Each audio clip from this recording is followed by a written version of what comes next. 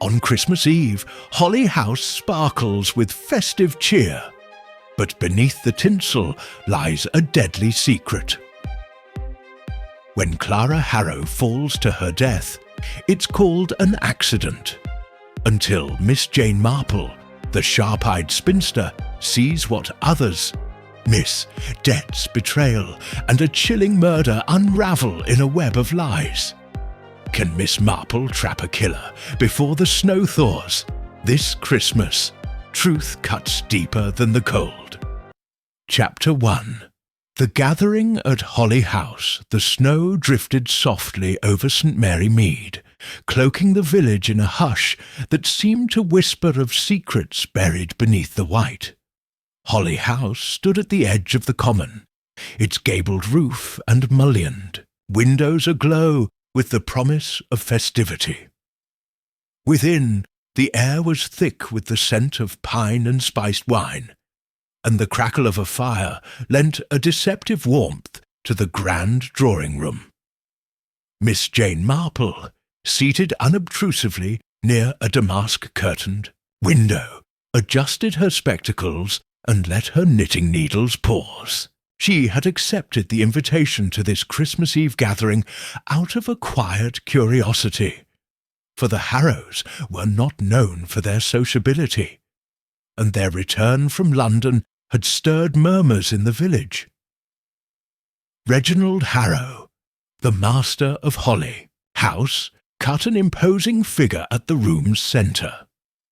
His broad shoulders strained against a well-tailored jacket, and his laugh boomed with a heartiness that rang just shy of genuine.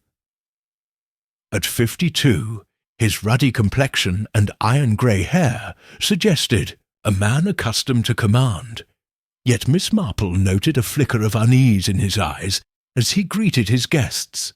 His wife, Clara, moved among them with the grace of a hostess, though her delicate frame seemed to quiver under an invisible weight. Her silk dress, a deep emerald, caught the firelight, but her smile was fleeting, her fingers twisting the pearl bracelet at her wrist. "Such a pleasure to have you all here," Clara said, her voice soft but strained, as she offered a tray of crystal glasses filled with mulled wine.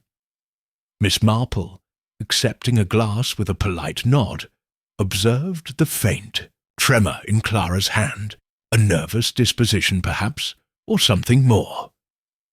In St. Mary Mead, Miss Marple had learned to trust such small signs, for they often betrayed what words concealed.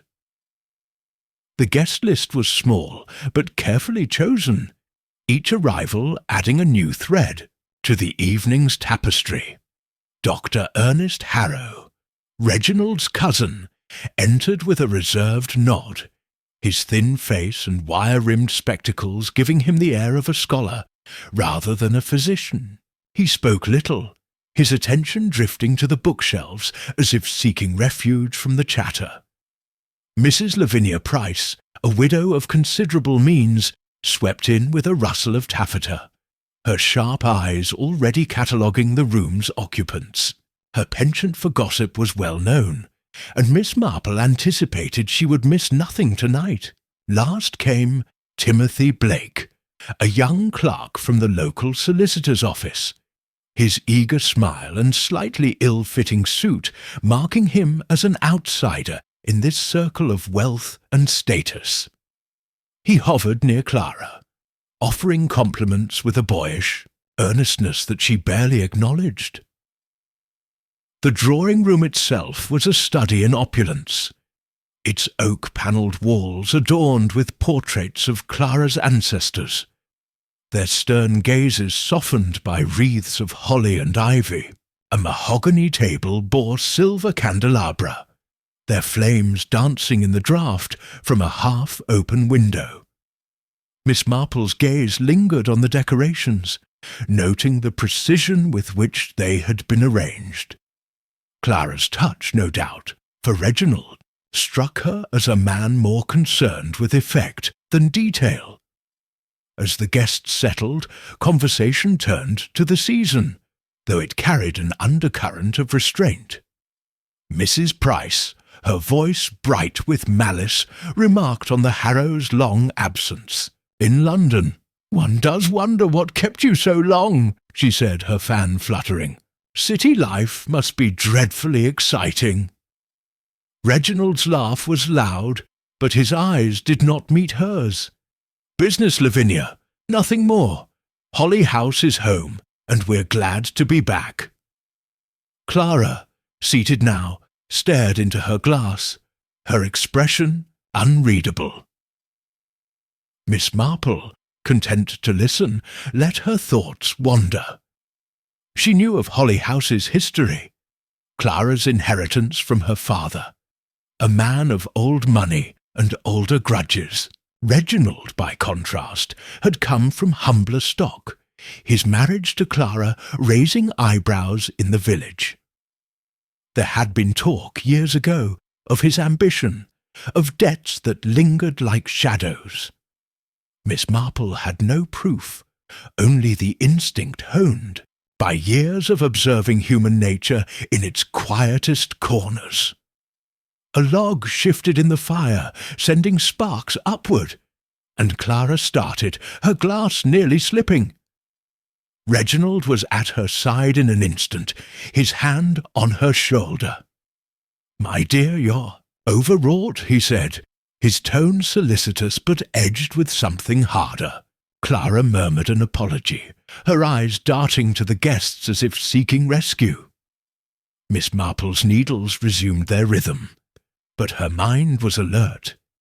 In her experience, such moments, fleeting, unremarkable to others, were the first stitches in a pattern that might unravel a crime. Dinner was announced and the party moved to the dining room, where a chandelier cast prisms of light over a table laden with roast goose, chestnut stuffing, and a towering plum pudding. The mood lifted, or seemed to, as wine flowed and laughter grew louder. Yet Miss Marple, seated between Timothy and Dr. Ernest, sensed the fragility of the merriment. Clara, at the table's head, ate little, her gaze fixed on some distant point. Reginald, opposite her, watched his wife with an intensity that belied his jovial toasts. As the meal drew to a close, Clara rose, her voice brighter now, though still brittle. "Shall we adjourn to the conservatory? The Christmas tree is quite splendid this year."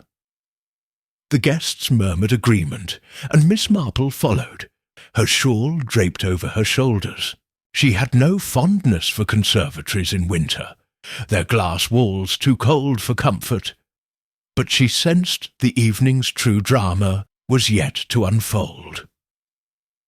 In the conservatory, the tree stood as promised, its branches heavy with ornaments and tinsel, a silver star crowning its peak. Clara's eyes softened as she looked at it, a rare moment of unguarded joy. Miss Marple, standing near a potted fern, watched the others take their places, their faces illuminated by the tree's candles. Métier, stage was set, she thought, for whatever tragedy this Christmas Eve might bring. Chapter 2. The Fall. The conservatory at Holly House was a cavern of glass and shadow, its panes misted with the breath of winter. The Christmas tree, resplendent with candles and baubles, cast a warm glow over the gathered guests, but the air held a chill that no fire could dispel. Miss Jane Marple, seated on a cushioned wicker chair, her knitting folded in her lap, watched the scene with the quiet alertness of one accustomed to noticing what others overlooked. The festive mood from dinner had carried over, but it was fragile, like a cracked ornament waiting to shatter. Clara Harrow, her cheeks flushed from wine, stood near the tree, her emerald dress shimmering as she clapped her hands for attention. "Let's have a game," she said, her voice bright but edged with a nervous lilt. Charades, perhaps. It's such a merry way to pass the evening. Her eyes sought approval, lingering briefly on her husband Reginald, who leaned against a pillar, his smile fixed but unreadable. The guests murmured agreement, though Miss Marple noted a lack of enthusiasm in Dr. Ernest Harrow's tight nod and Mrs. Lavinia Price's arched brow. Timothy Blake, eager to please, volunteered to start. He mimed a scene with exaggerated gestures, drawing laughter from Mrs. Price, who guessed A Christmas Carol with a triumphant flourish of her fan.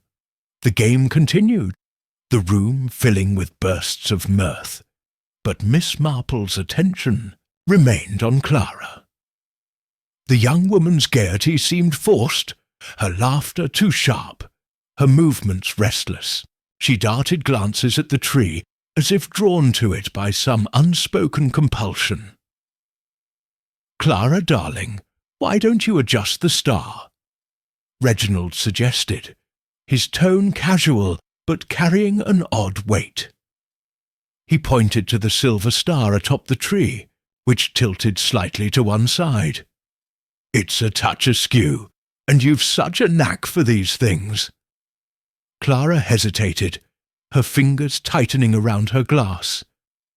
"Oh, I shouldn't," she said softly. "It's rather high." "Nonsense," Reginald pressed, stepping closer.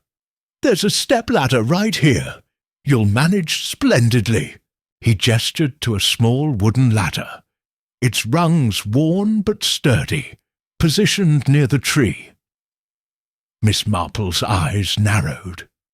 Clara's reluctance was palpable, her posture shrinking as if the ladder were a threat. In St. Mary Mead, Miss Marple had known a woman who feared heights after a childhood fall, and Clara's expression mirrored that same dread. Urged by Reginald's insistent smile, Clara set down her glass and approached the ladder. The guests, distracted by Timothy's next charade, paid little heed, but Miss Marple watched intently. Clara climbed slowly, her hands gripping the rungs, her breath audible in the sudden quiet. She reached the top, stretching toward the star, when her foot seemed to slip. A gasp escaped her lips, and she swayed, her arms flailing. Before anyone could move, she plummeted, her body striking the stone floor with a sickening thud. The room erupted in chaos. Mrs. Price let out a theatrical scream, her fan falling to the floor. Timothy froze, his face drained of colour. Dr. Ernest, with a physician's instinct, was at Clara's side in an instant, kneeling to check her pulse. "She's unconscious," he said, his voice steady but strained. "We must get her to a bed and fetch a doctor."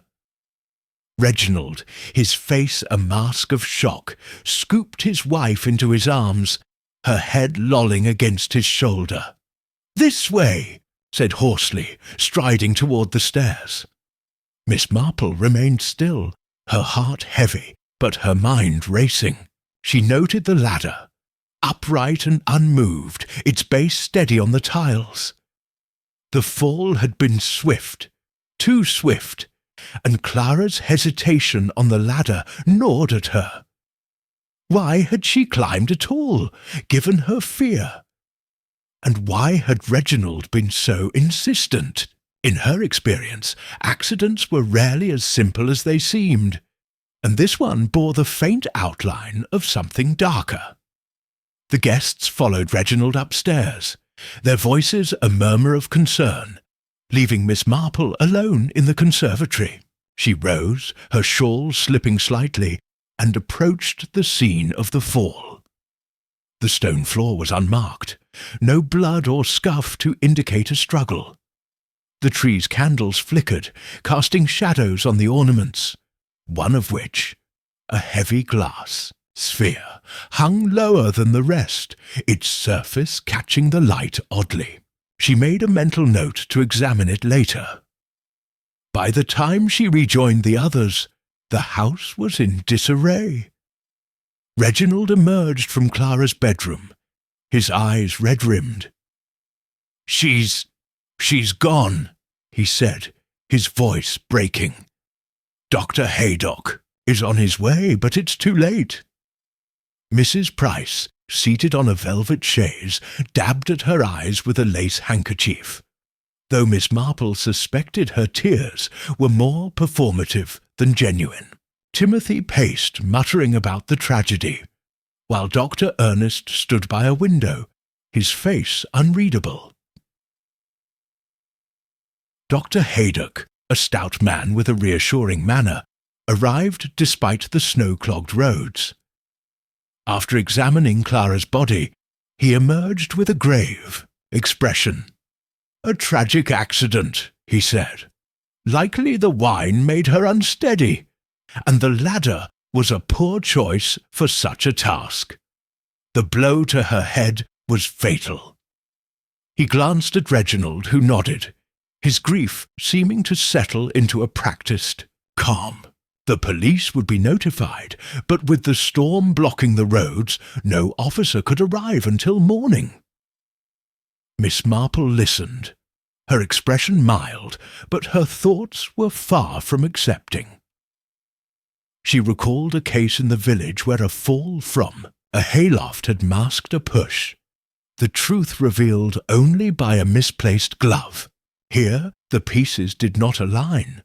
Clara's fear, Reginald's urging, the pristine floor. As the guests dispersed to their rooms, she lingered in the hall, her eyes on the closed door of Clara's bedroom. "Poor Clara," she murmured, but her mind was already threading together the first strands of suspicion, as delicate and tenacious as the wool in her knitting bag. Chapter 3. Whispers in the Night. The snow continued its silent assault on St. Mary Mead, wrapping Holly House in a cocoon of white that muffled sound and sharpened suspicion. Within the grand residence, the air was heavy with grief, or its semblance, and the flickering gas lamps cast long shadows that seemed to whisper of secrets. Miss Jane Marple, seated in her guest room, had abandoned her knitting for the moment, her hands folded in her lap as she gazed out at the swirling flakes. Sleep eluded her, not from the discomfort of the unfamiliar bed, but from the disquiet that had taken root in her mind. Clara Harrow's fall, so neatly labelled an accident, refused to settle into the tidy narrative Dr. Haydock had offered. It did show her Miss Marple's experience. Tragedies were rarely so obliging. She rose, drawing her shawl about her shoulders, and moved to the window. The grounds of Holly House were a study in monochrome, the skeletal shapes of rose bushes barely discernible. Beneath the snow, her thoughts returned to the conservatory, to the ladder that had stood too firmly, to Clara's trembling hands and Reginald's calculated insistence. There was a pattern here, she was certain, though its edges remained blurred. In St. Mary Mead she had unravelled many such patterns, petty jealousies, hidden greed, betrayals cloaked in village pleasantries. Holly House, for all its grandeur, was no different. It was merely a larger stage for the same human frailties. The clock on the mantel struck 1, its chime soft but insistent. Miss Marple considered the guests, each a thread in the evenings. Tapestry. Mrs. Lavinia Price, with her sharp tongue and sharper eyes, thrived on scandal, but her theatrics suggested no deeper involvement. Timothy Blake, the solicitor's clerk, was eager and guileless, yet his presence at such an exclusive gathering puzzled her. Dr. Ernest Harrow, reserved and watchful, had shown a flicker of unease when Clara fell, as if he knew more than he admitted. And Reginald Harrow, his grief so promptly displayed, struck her as a performance like that of a village actor she had once seen overplaying Hamlet. She recalled a case years ago where a widower's tears had masked a poisoner's intent. Could Reginald be such a man? Her musings were interrupted by a faint creak from the corridor. She moved to the door, easing it open just enough to peer out. The hallway was dim, lit only by a single sconce, but she glimpsed a figure moving toward the staircase. Dr. Ernest, his silhouette unmistakable by its slight stoop. He paused, glancing back, then descended, his steps careful but hurried. Miss Marple hesitated only a moment before slipping into her slippers and following, her curiosity outweighing caution. In her village she had learned that nighttime wanderings often revealed what daylight concealed. The house was a labyrinth of polished wood and heavy drapes, its silence broken only by the occasional groan of settling beams. Miss Marple moved with the practised stealth of one who had, on occasion, eavesdropped for the greater good. She reached the landing and saw Ernest disappear into the library, a room she had noted earlier for its shelves of leather-bound volumes, and a portrait of Clara's father glowering above the fireplace. She waited, hidden by a velvet curtain, until the door clicked shut, then approached, pressing her ear to the wood. Voices, low and urgent, filtered through. Ernest's was unmistakable, clipped and precise, but the other, Reginald's, carried a harder edge. "You're meddling, cousin," Reginald said, his tone sharp enough to cut glass. "This is no concern of yours." "It's every concern," Ernest retorted, his voice rising slightly. "Clara was frightened, Reginald. She told me things you wouldn't want aired." A pause, heavy with menace, followed. "Keep your theories to yourself," Reginald said at last, his words slow and deliberate, "or you'll regret it." The scrape of a chair suggested movement, and Miss Marple retreated to the shadows just as the door opened. Reginald strode out, his face set in a scowl, and vanished up the stairs. Ernest emerged a moment later, his expression troubled, and returned to his room without noticing her. Miss Marple lingered, her mind racing. Clara had confided in Ernest, it seemed, but about what? Fear of her husband, knowledge of some betrayal. The exchange confirmed her suspicion that Reginald was not the grieving widower he played, but it offered no proof, only a tantalizing hint of motive. She returned to her room, her steps silent on the thick carpet, and sat by the window once more, turning the conversation over like a puzzle piece that refused to fit. At breakfast, the dining room was a tableau of strained civility. The long table, still set with silver and porcelain, bore a simpler fare of toast, kippers, and tea, as if the house itself mourned Clara's absence. Reginald presided at the head, his eyes shadowed but his manner composed. "A dreadful night," he said, addressing the guests as they took their seats. "Clara would have wanted us to carry on, to honour her memory."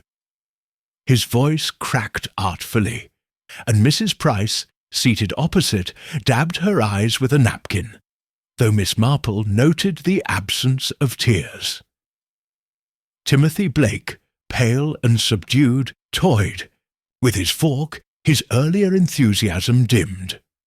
Dr. Ernest, by contrast, was tightly controlled, his gaze fixed on his plate, as if to avoid meeting Reginald's eyes. Mrs. Price, never one to let silence linger, leaned forward, her voice dripping with sympathy. "Such a tragedy," she said. "Poor Clara, always so delicate. I did wonder if she was quite herself last night." Ernest's head snapped up. "She was perfectly well, Lavinia," he said, his tone sharper than intended. "Don't spread such nonsense." Mrs. Price bristled, her fan snapping open, but before she could retort, Reginald intervened. "Let's not speculate," he said smoothly. "The police will handle matters when they arrive." He glanced at the window, where snow still fell, as if willing the roads to clear. Miss Marple, sipping her tea, observed the exchange with quiet satisfaction. Ernest's defensiveness suggested loyalty to Clara, perhaps born of their private conversation. Mrs. Price's comment, though malicious, hinted at a narrative she was eager to spin, one that might deflect suspicion from other quarters. Timothy's silence, meanwhile, intrigued her. He seemed out of place, a minor player in a drama he scarcely understood. She made a mental note to speak with him later, for the young were often less guarded than their elders. As breakfast ended, Reginald announced that Clara's body would remain in her room until the police could examine it. "It's only proper," he said, his tone solemn. "We'll keep the house quiet out of respect." The guests nodded, though Mrs. Price's eyes gleamed with the prospect of further gossip. Miss Marple, rising from the table, caught Reginald's glance, a fleeting, assessing look that vanished as quickly as it came. He was watching her, she realized, as if gauging her thoughts. She smiled blandly, her expression as innocuous as ever, but her resolve hardened. Reginald Harrow was a man with something to hide, and she intended to uncover it. With the morning stretching before her, Miss Marple decided to revisit the conservatory. The room, bathed in pale light filtered through snow-frosted glass, was colder now. The Christmas tree's candles extinguished, its ornaments glinting dully. The ladder stood where it had been, its rungs unmarred by wear or dampness. She crouched, ignoring the twinge in her knees, and examined the stone floor. It was spotless, no trace of blood or disturbance, which struck her as odd. A fall such as Clara's should have left some mark. A scuff, a smear, a shard of broken glass. The cleanliness suggested care, perhaps deliberate. She straightened, her gaze falling on the tree. The ornaments were a mix of delicate and sturdy, some fragile crystal, others heavier glass. One, a spherical bauble hung low on a branch, caught her eye. Its surface bore a faint irregularity, not quite a crack, but a suggestion of damage. She resisted the urge to touch it, aware that evidence must be preserved, but she filed the observation away. In her village, she had once solved a theft by noticing a chipped teacup. Small details, she knew, could unlock great truths. Leaving the conservatory, she encountered Timothy Blake in the hall, his coat dusted with snow from a brief venture outside. "Oh, Miss Marple," he said, startled, his boyish face flushing. "I was just getting some air." His nervousness was palpable, and she seized the opportunity. "A dreadful business, isn't it?" she said, her voice gentle. "You were fond of Mrs. Harrow, I think?" Timothy nodded, his eyes darting to the floor. "She was kind," he said. "Always had a word for me, even when I was just running errands for the solicitor. I can't believe she's gone." Miss Marple tilted her head, her tone inviting confidence. "She seemed troubled last night, didn't she? Did you notice anything unusual?" Timothy hesitated, then shook his head. Not really. She was quiet, maybe, but everyone was laughing and playing games. I didn't think. His voice trailed off, and Miss Marple sensed he was holding back, perhaps out of loyalty or fear. She let the moment pass, knowing pressure would only close him off further.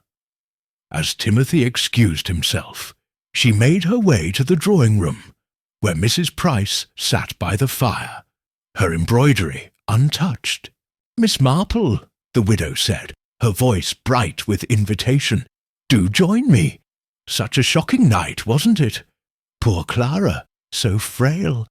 I always said she wasn't suited to such a lively gathering." Miss Marple settled into a chair, her expression one of polite interest. "Frail, you say? She seemed quite spirited to me, climbing that ladder." Her tone was mild, but her words were a gentle prod, and Mrs. Price took the bait.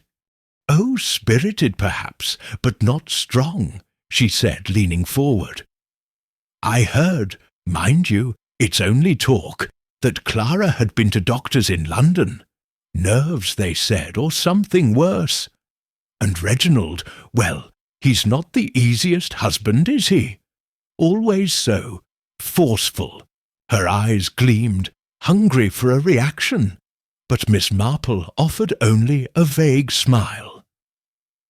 "Gossip can be misleading," she said, "but it's curious, isn't it, how little we know of their time in London?" She let the question hang, and Mrs. Price pounced, eager to speculate. For the next half-hour, Miss Marple listened, sifting through the widow's tales of Reginald's rumoured debts and Clara's supposed ailments. Most were embellishments, she suspected, but they confirmed a thread of truth. The Harrows' marriage had been strained, and money was at its heart. By midday, the snow had slowed, though the roads remained impassable. Miss Marple returned, too, her room, her mind a whirl of fragments. Ernest's argument with Reginald, the pristine conservatory floor, the damaged bauble, Mrs. Price's gossip. She opened her notebook, a small habit she kept for such occasions, and jotted down her observations, her handwriting as precise as her thoughts. Clara's death, she wrote, was no accident, though the proof eluded her. The ladder troubled her most. Its stability contradicted the story of a drunken misstep, and Clara's fear of heights made her ascent unlikely without coercion. She paused, her pen hovering, as a memory surfaced. Years ago, in St. Mary Mead, a farmer's wife had fallen from a barn loft, her death blamed on a loose board. Miss Marple had noticed the board's nails, freshly driven, and deduced the husband's hand in staging the scene. Here, the ladders, position, the clean floor, the bauble's faint damage. They pointed to a similar artifice. But who had set the stage, and why? The afternoon brought a visitor, Dolly Bantry, a friend from the village who had braved the snow to check on her. Dolly, robust and cheerful, filled the room with her presence. "Jane, what a ghastly business," she said, settling into a chair. "The whole village is talking. Clara Harrow, dead in her own house. They say it was an accident, but you don't believe that, do you?" Miss Marple's eyes twinkled. "You know me too well, Dolly. There's something amiss, though I can't yet say what. Tell me, what do the villagers say about the Harrows?"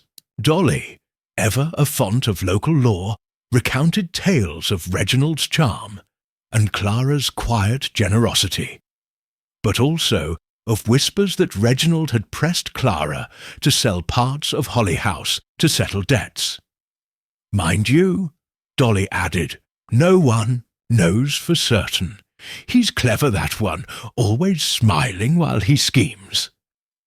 Dolly's visit lifted Miss Marple's spirits, but it also sharpened her focus. As evening approached, she resolved to speak with Dr. Ernest, whose reticence suggested knowledge he was reluctant to share. She found him in the library, alone with a medical journal, his glasses slipping down his nose. "Dr. Harrow," she said, her voice soft but firm, "might I have a word?" Ernest looked up, startled, but nodded. "Of course, Miss Marple. What is it?" She settled opposite him, her hands folded, her demeanour that of a kindly aunt. "I couldn't help but notice your concern for Clara last night," she said. "You were quick to help, as a doctor should be, but I sensed something more. Had she spoken to you recently, perhaps about her worries?" Ernest's face tightened, and for a moment she thought he would deflect. But her gentle persistence, honed over years of village inquiries, wore him down. "She did come to me," he admitted, his voice low. "A week ago, in confidence. She was agitated, said she'd discovered something troubling about Reginald's affairs. She wouldn't elaborate, only asked if I thought a man could change his nature. I told her to be cautious." Miss Marple nodded, her expression unchanged but her mind alight. "And last night, did she seem herself?"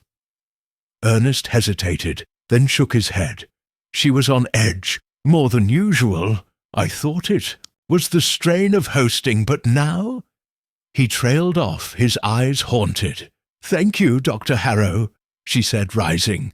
"You've been most helpful." As she left the library, she felt the pattern clarifying, like a fog lifting to reveal a path. Clara had known something, perhaps about Reginald's debts or plans, that made her a threat.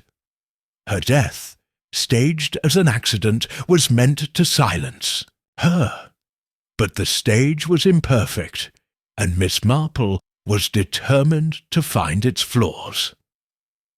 As night fell, Holly House settled into an uneasy quiet, the snow outside a reminder of their isolation. Miss Marple sat by her window, her notebook open, her thoughts weaving together the day's discoveries. The whispers in the night had grown louder, and she was closer to the truth. But the truth, she knew, was a dangerous thing, and she would need all her wits to bring it to light. Chapter 4. The Will. The morning light, pale and strained through the snow-laden clouds, crept into Holly House with a reluctance that mirrored the mood within. The grand residence, once vibrant with festive cheer, now seemed to sag under the weight of Clara Harrow's death, its halls silent save for the occasional creak of floorboards or the muffled sob of a servant. Miss Jane Marple, seated at the breakfast table with her tea cooling untouched, observed the gathered guests with the quiet intensity of one who saw not just faces but motives. Her suspicions, kindled in the conservatory and fanned by the night's whispered revelations, had hardened into a certainty. Clara's fall was no accident, and the truth lay buried in the tangled web of human desires that bound this household. Dining room, though still elegant with its polished silver and starched linens, bore the air of a stage after the curtain's fall. Reginald Harrow sat at the head, his broad frame slouched slightly, as if grief had sapped his usual vigour. Yet Miss Marple noted the careful precision of his movements, the way he buttered his toast, the measured sip of his coffee, suggesting, or a man more in control than his reddened eyes implied. Mrs. Lavinia Price, opposite him, wore a black shawl over her morning dress, her expression a studied blend of sorrow and curiosity. Dr. Ernest Harrow, his thin face drawn, ate sparingly, his gaze fixed on some inner thought. Timothy Blake, the young solicitor's clerk, fidgeted with his napkin, his boyish features etched with unease, as if the grandeur of Holly House now overwhelmed him. The meal was interrupted by the arrival of Inspector Craddock, a young man with sharp eyes and a deferential manner that belied his keen mind. The snow had eased enough for him to brave the roads, and he entered with a gust of cold air, his notebook already in hand. "A sad business," he said, accepting a chair and a cup of tea. "I've spoken with Dr. Haydock, and we'll need to examine the scene and question everyone present. For now, it looks like a tragic mishap, but we'll leave no stone unturned." His glance flickered to Miss Marple, whose reputation in St. Mary Mead had reached even the police station, and she returned a slight nod, her expression as bland as ever. Reginald cleared his throat, his voice steady despite the tremor in his hands. "Anything you need, Inspector. Clara's death is unthinkable. We're all at your disposal." His words were smooth, but Miss Marple caught the brief tightening of his jaw, a sign of strain that spoke louder than his platitudes. In her village, she had known men who masked guilt with eloquence, and Reginald's performance recalled those cases with unsettling clarity.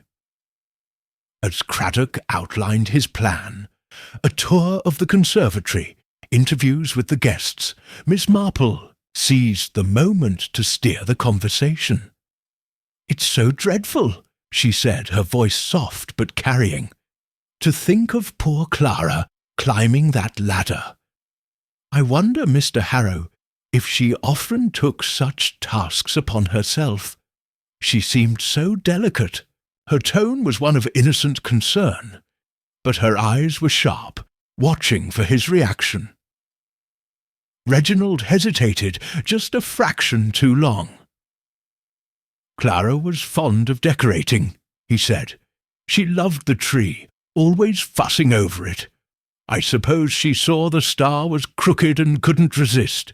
His smile was tight, and Miss Marple noted the way Mrs. Price's fan paused, her gaze darting between husband and questioner. Dr. Ernest, stirring his tea, made no comment, but his knuckles whitened on the spoon. The inspector, sensing the undercurrent, jotted a note. "We'll look into her habits," he said. "Any detail might help." Miss Marple leaned back, satisfied. She had planted a seed of doubt, and Craddock, she trusted, would nurture it. Her thoughts turned to the ladder, its sturdy rungs at odds with the story of a drunken slip, and to the bauble she had glimpsed, its faint irregularity a silent witness. To the truth. After breakfast, Craddock invited Miss Marple to join him in the conservatory, a courtesy born of respect for her insight. The room was colder now, the Christmas tree's splendour dimmed by the grey light filtering through the glass. The ladder stood as it had, its base aligned with the floor's mosaic tiles, and the stone beneath was still pristine, an anomaly that gnawed at her. "No marks," Craddock muttered, crouching to inspect the floor. "You'd expect something. A scuff, a drop of blood." "Indeed," Miss Marple said, her tone mild. "And the ladder, Inspector, quite steady, isn't it? Not the sort to wobble under a slight woman like Clara." She stepped closer, her shawl slipping slightly, and pointed to the tree. "I noticed a bauble last night, low on the branches. It seemed damaged. Might it be worth a look?" Craddock followed her gaze, his brow furrowing. He retrieved the bauble, a heavy glass orb, its surface marred by a hairline crack and held it to the light. "Could be nothing," he said, "but I'll have it checked. You've a sharp eye, Miss Marple." She smiled faintly, her mind already racing. The bauble, if it bore traces of blood or hair, could transform the case from accident to murder. But whose hand had wielded it, and why? As Craddock continued his inspection, Miss Marple slipped away, her thoughts turning to the financial underpinnings of the tragedy. Holly House, she knew, was Clara's inheritance, a legacy that had elevated Reginald from obscurity to prominence. In St. Mary Mead, she had seen how money could twist love into resentment, and she suspected Clara's wealth was the key to her death. Her next step was to learn more about the estate's disposition, and for that she needed Timothy Blake. She found the young clerk in the library, sorting papers at a desk beneath the stern portrait of Clara's father. His hands trembled slightly, and he started at her approach. "Oh, Miss Marple," he said, his voice high with nerves. "I was just organising some documents for Mr. Harrow." "How diligent," she said, settling into a chair with the air of a kindly aunt. "You must have known Mrs. Harrow well, working for her solicitor. Such a gentle soul, wasn't she?" Her tone invited confidence, and Timothy, eager for sympathy, nodded. "She was," he said, "always kind even when she was worried. She came to the office last month, you know, to revise her will. I helped draft it." His eyes widened, as if realizing he'd said too much, and he glanced at the door. Miss Marple's heart quickened, but her expression remained serene. "A will, you say? That's quite a responsibility for one so young. I suppose she wanted to ensure her wishes were clear." She paused, letting the silence coax him. Timothy swallowed, his fingers twisting a pen. "She did. It was private, but since she's gone, I suppose it's no secret. She left Holly House and most of her fortune to Mr. Harrow, with a small bequest to a cousin in Devon. She said it was only fair, but she seemed anxious about it." "Anxious?" Miss Marple tilted her head, her voice soft as a breeze. "How so?" "She asked if a will could be contested," Timothy said, his voice dropping to a whisper. "Said she didn't want anyone to feel cheated. I told her it was solid, legally speaking, but she kept looking at the door, like she expected someone to barge in." He hesitated, then added, "Mr. Harrow was in the office that day, waiting outside. I don't think he heard, but it was odd." Miss Marple nodded, her mind fitting this new piece into the puzzle. Clara's anxiety, her revision of the will, her glance at the door, all pointed to a fear of Reginald's reaction. Had she suspected his greed, his desperation? In her village, Miss Marple had known a woman who changed her will to protect her children, only to die under suspicious circumstances. The parallel was striking, and she resolved to press further.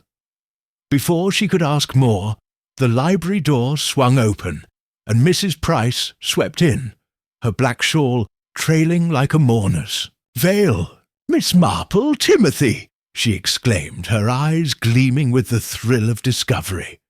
"What a cosy chat! Discussing poor Clara, I presume." Her tone was light, but her gaze was predatory, and Timothy flinched, gathering his papers. "Just reminiscing," Miss Marple said, her smile disarming. "Mr. Blake was kind enough to share a memory of Mrs. Harrow's generosity." She rose, smoothing her skirt, and steered Mrs. Price toward a sofa, sensing an opportunity. "You knew her. Well, didn't you, Mrs. Price?" I imagine she confided in you about her plans for the estate. Mrs. Price, flattered by the attention, settled onto the sofa, her fan snapping open. "Oh, Clara was private, but one picks up things," she said. "That will of hers, such a topic in the village. Everyone knew Holly House was hers, not Reginald's, and there was talk he wasn't pleased about it. Why, I heard he tried to sell a parcel of land last year, but Clara put a stop to it. Quite the row, they say." Her voice dropped conspiratorial. "And now, with her gone, he gets it all, doesn't he?" Miss Marple's eyes twinkled, though her expression remained grave. "So it seems," she said. "How fortunate for Mr. Harrow." The words were neutral, but they hung in the air, and Mrs. Price's fan paused, her lips pursing as if tasting the implication. Timothy, still at the desk, looked up, his face pale, and Miss Marple knew her arrow had struck home. The conversation was cut short by the arrival of Inspector Craddock, who summoned the guests to the drawing-room for interviews. Miss Marple followed, her mind buzzing with the morning's revelations. The will, with its generous bequest to Reginald, was the linchpin of the case, transforming Clara's death from a tragedy to a calculated act. But motive alone was not enough. She needed evidence, and the conservatory held the key. In the drawing-room, Craddock conducted his interviews with a blend of courtesy and precision, his questions probing without accusing. Reginald recounted the evening with practised sorrow, describing Clara's love for the Christmas tree and her impulsive climb. Dr. Ernest, more guarded, admitted to checking Clara's pulse, but insisted he saw nothing amiss before the fall. Mrs. Price embellished her account with dramatic flourishes, claiming Clara had seemed unsteady all evening, a claim Miss Marple knew was false, given Clara's clarity at dinner. Timothy, nervous under scrutiny, stammered that he was fetching wine when Clara fell, a detail Craddock noted with interest. When Miss Marple's turn came, she shared her observations sparingly, mentioning Clara's reluctance to climb and the ladder's stability. "It's curious," she said, "how such a careful woman would take such a risk." Craddock nodded, his pencil pausing. "Curious indeed," he said. "We're awaiting the post-mortem, but your thoughts are invaluable, Miss Marple." As the interviews concluded, Miss Marple slipped back to the conservatory, drawn by an instinct she could not ignore.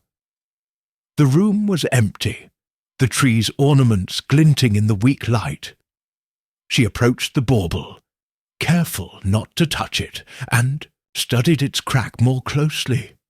It was deeper than she'd thought, the glass thick enough to inflict a blow. She recalled a case in St. Mary Mead, where a brass paperweight had been the murder weapon, its weight disguised by its ornamental purpose. Could the bauble have served a similar role, struck against Clara's head before her fall? She was interrupted by footsteps and turned to find Dr. Ernest, his face pale. "Miss Marple," he said, startled, "I didn't expect—" "What are you doing here?" "Admiring the tree," she said, her tone light. "It's such a pity, isn't it, how beauty can hide danger?"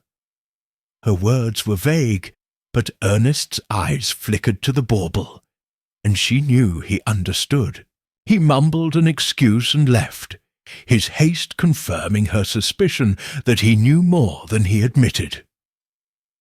By afternoon, the house settled into a tense quiet, the guests retreating to their rooms or the library.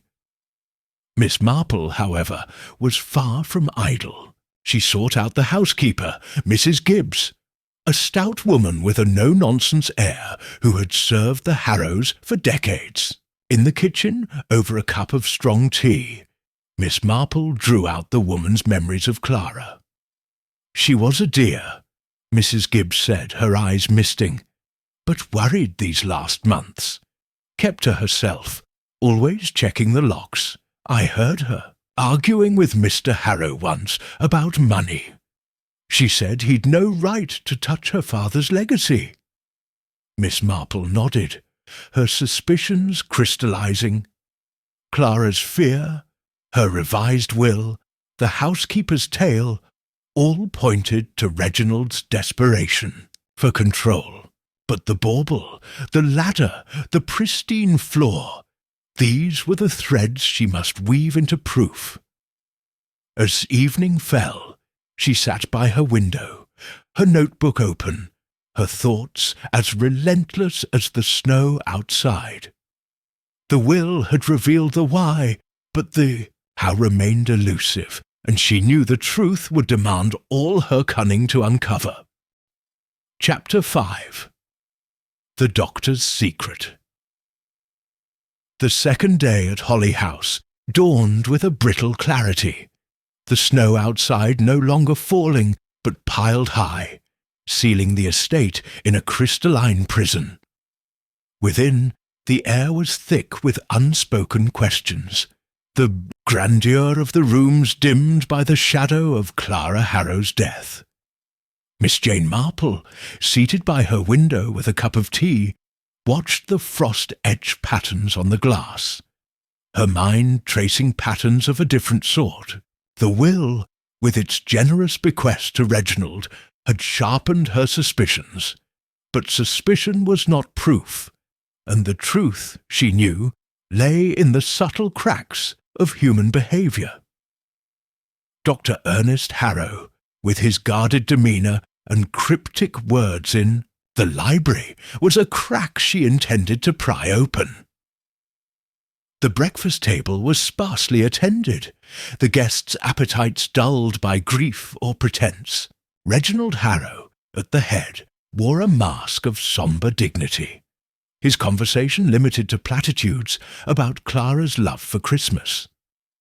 Mrs. Lavinia Price, her black shawl a theatrical flourish, picked at her toast, her eyes darting to catch any whisper of scandal. Timothy Blake, subdued, murmured apologies for his silence, claiming a headache. Dr. Ernest was absent, a fact that piqued Miss Marple's interest. She excused herself early, citing a need for fresh air, but her true destination was the doctor's room, where she hoped to coax out the secret he guarded. The corridors of Holly House were hushed, the servants moving with the quiet efficiency of those accustomed to tragedy. Miss Marple knocked softly on Ernest's door, her shawl draped neatly over her shoulders, her expression one of mild concern. When he opened it, his face was haggard, his spectacles slightly askew, as if he had slept poorly. "Miss Marple," he said, startled, "is something wrong?" "Not at all," she replied, her voice warm but purposeful. "I wondered if you might join me for a cup of tea in the morning room. It's such a trying time, and I find a chat can be most comforting." Her invitation was disarming, and Ernest, though hesitant, agreed, perhaps sensing the futility of refusal before her gentle persistence. The morning room, with its chintz curtains and view of the snowbound garden, was a cosy contrast to the house's sombre mood. Miss Marple poured tea from a silver pot, her movements deliberate, her eyes never leaving Ernest's face. "You were so kind to Clara," she began, passing him a cup. "I understand she confided in you, as one does with a doctor. It must weigh heavily, knowing her worries now that she's gone." Ernest's hand tightened on the saucer, a faint clink betraying his unease. "She was a patient," he said, his tone clipped. "I advised her as best I could." He sipped his tea, avoiding her gaze, but Miss Marple was undeterred. In St. Mary Mead, she had unravelled a theft by coaxing a confession from a reticent shopkeeper, and she knew the power of patience. "Of course," she said, her voice soft as a lullaby. But Clara seemed troubled, didn't she? Not just nerves, perhaps, but something specific. "I couldn't help overhearing, you see, in the library last night, your concern for her, your words to Reginald. It struck me that you knew more than you've shared." Her words were gentle, but they landed like a pebble in still water, rippling across Ernest's composure. He set down his cup, his jaw tightening. "You're mistaken," he said, but his voice lacked conviction. Miss Marple leaned forward, her eyes kind but unyielding. "Dr. Harrow, I've seen many tragedies in my village, and I know how secrets, even well-meant ones, can fester. Clara trusted you. If she was in danger, surely you'd want justice for her." The room was silent, save for the tick of a mantel clock. Ernest's shoulders sagged, and he removed his spectacles, rubbing his eyes as if to banish a vision. "You're relentless, Miss Marple," he said, a wry note in his voice. "Very well. Clara came to me 10 days ago, here at Holly House. She was distraught. She'd found papers in Reginald's study, letters from a creditor, demanding payment for debts he'd hidden from her. She suspected he was planning to sell part of the estate without her consent, using forged documents." Miss Marple's heart quickened, but her expression remained serene. "That must have been a shock," she said. "Did she confront him?" "Not directly," Ernest replied. "She was afraid of his temper, of what he might do. She asked me if I thought Reginald capable of harm. I told her to secure her assets, to consult a solicitor, but she was torn. She loved him, you see, despite everything." His voice cracked and he looked away, his fingers twisting a napkin. Miss Marple nodded, her mind racing. Clara's discovery explained her anxiety, her revision of the will, her fear of heights exploited in the conservatory. Reginald, cornered by debts, had seen her death as a path to freedom. But Ernest's role intrigued her. "And you kept this to yourself?" she asked, her tone free of judgment. "I had to," Ernest said, his voice low. "Doctor-patient confidentiality. And besides, I had no proof. I hoped she'd act before it came to this. When she fell..." He trailed off, his eyes haunted. "I should have spoken sooner." "You've spoken now," Miss Marple said, her voice soothing, "and that may be enough to help her." She paused, choosing her words carefully. "Gerard, you notice anything odd that night in the conservatory? Anything that struck you as deliberate?" Ernest hesitated, then shook his head. "It happened so fast. She was on the ladder, then she wasn't. I was near the tree adjusting a candle, but I didn't see her slip. Reginald was closest, urging her up. I thought he was just being encouraging."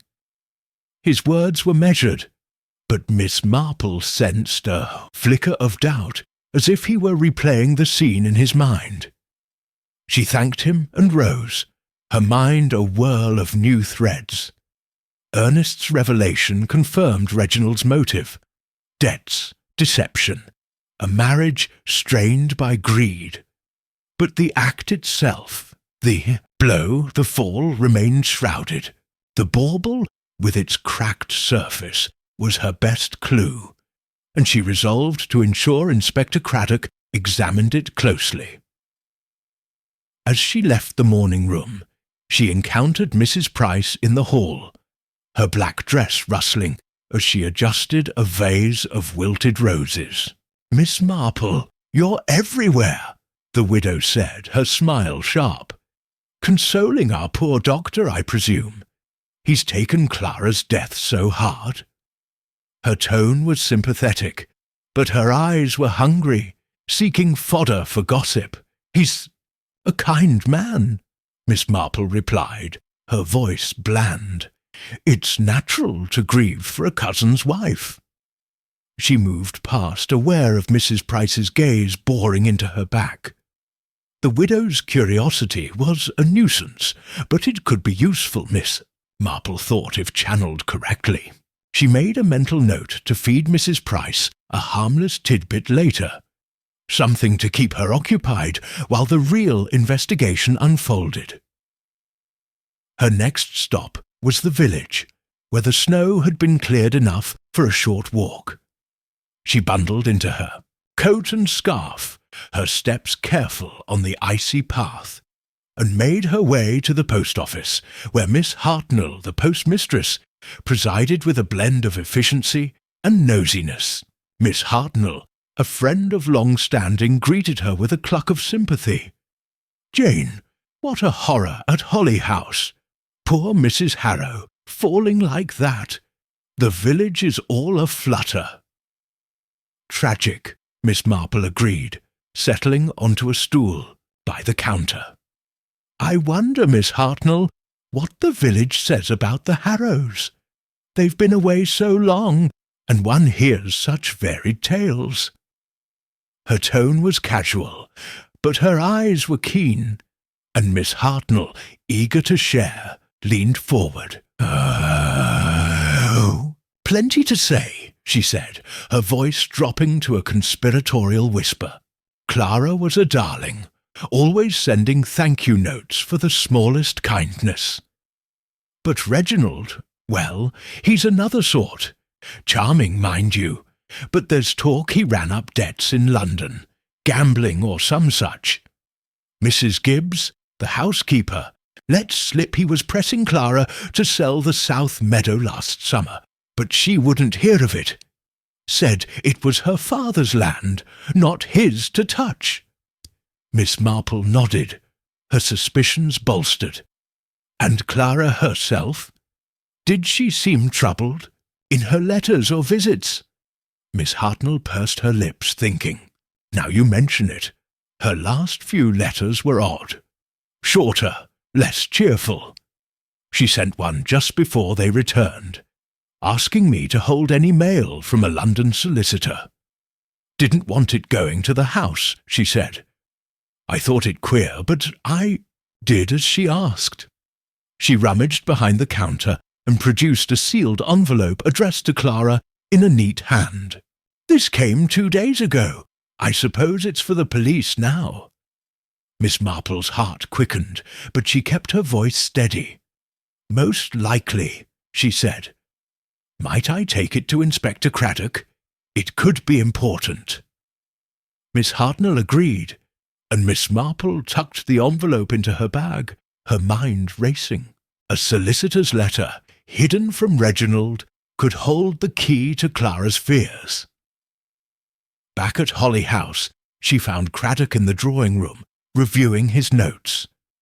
She handed him the envelope, explaining its origin, and watched as he opened it. The letter was brief but damning. A warning from Clara's solicitor that Reginald had attempted to mortgage part of Holly House without her consent, citing debts of nearly £10,000. She was to meet me after Christmas, the solicitor wrote, to secure her assets. Craddock's eyes narrowed. "This changes things," he said. "Harrow had motive, and plenty of it. But we need more, something tying him to the act." Miss Marple nodded, mentioning the bauble again, and Craddock promised to have it tested for blood or hair. "You're a marvel, Miss Marple," he said, a note of admiration in his voice. The afternoon brought a tense quiet to the house, the guests retreating to their corners like players awaiting the next act. Miss Marple, restless, wandered to the conservatory, drawn by the need to revisit the scene. The tree stood unchanged, its ornaments glinting in the weak light, the ladder a silent sentinel. She studied the floor again, its cleanliness a nagging anomaly, and then the tree, her eyes lingering on the bauble. Its crack was subtle, but the glass was heavy, capable of delivering a stunning blow. She imagined the scene, Clara on the ladder, Reginald urging her up, a swift strike to daze her, then a push to stage the fall. The simplicity was chilling, but the execution was flawed, the bauble's damage a careless oversight. She was startled by a cough and turned to find Timothy Blake, his coat dusted with snow. "Miss Marple," he said, flustered. "I didn't mean to intrude. I was looking for Mr. Harrow." His eyes darted to the tree, and she sensed his discomfort, as if the conservatory held ghosts. "No intrusion," she said, her voice kind. "It's a sad place now, isn't it? You were fetching wine, I believe, when Clara fell. It must have been a shock, returning to such a scene." Her words were gentle, but they probed, and Timothy's flush deepened. "I didn't see anything," he said quickly. "I was in the cellar, then I heard the scream. By the time I got back, she was gone." His voice wavered, and Miss Marple noted the way his hands twisted together, a sign of nerves beyond mere grief. "Of course," she said, her tone soothing. "It's just that timing can be so crucial in these matters. You didn't notice anyone near the ladder, perhaps, before you left?" Timothy shook his head, but his eyes flicked to the bauble, and she knew he was hiding something, perhaps a fleeting observation he feared to voice. As Timothy excused himself, Miss Marple lingered, her thoughts coalescing. Ernest's secret, the solicitor's letter, the bauble's crack, all pointed to Reginald, but the case was incomplete. She needed a witness or a confession to seal the truth. In her village, she had once trapped a poacher by baiting him with a false rumour. Perhaps a similar tactic could unsettle Reginald. That evening, she joined the guests for a subdued dinner, the table set with sombre simplicity. Reginald, at the head, spoke little, his eyes shadowed. Mrs. Price, sensing the mood, kept her gossip, muted, though her glances were as sharp as ever. Ernest, seated beside Miss Marple, ate in silence, his earlier candour replaced by caution. Timothy, at the table's end, avoided her gaze, his fork trembling. As dessert was served, Miss Marple spoke, her voice clear but casual. "It's strange, isn't it, how accidents can seem so deliberate in hindsight? I was thinking of the conservatory, how tidy it was, no marks, no mess. Almost as if someone ensured it looked just so." She paused, sipping her water, and felt the table's attention shift, a collective intake of breath. Reginald's fork paused mid-air, his eyes narrowing. "What are you implying, Miss Marple?" he asked, his tone polite but edged with steel. "Nothing at all," she said, her smile serene. "Only that the police are thorough, and small details, like a cracked bauble or a misplaced ladder, can tell such stories." Her words were vague, but they struck home, and Reginald's face paled, his hand tightening on his glass. The meal ended in silence, the guests dispersing quickly. Miss Marple retired to her room, her notebook open, her thoughts racing. Ernest's Secret had illuminated Reginald's motive, but the bauble was her trump card, and she trusted Craddock to find its truth. As the snow gleamed outside, she felt the pattern closing, the threads of greed and betrayal weaving into a noose for the man who thought he'd staged the perfect crime. Chapter 6. A Clue in the Ornaments. The third day at Holly House broke with a sky so clear it seemed to mock the shadows within.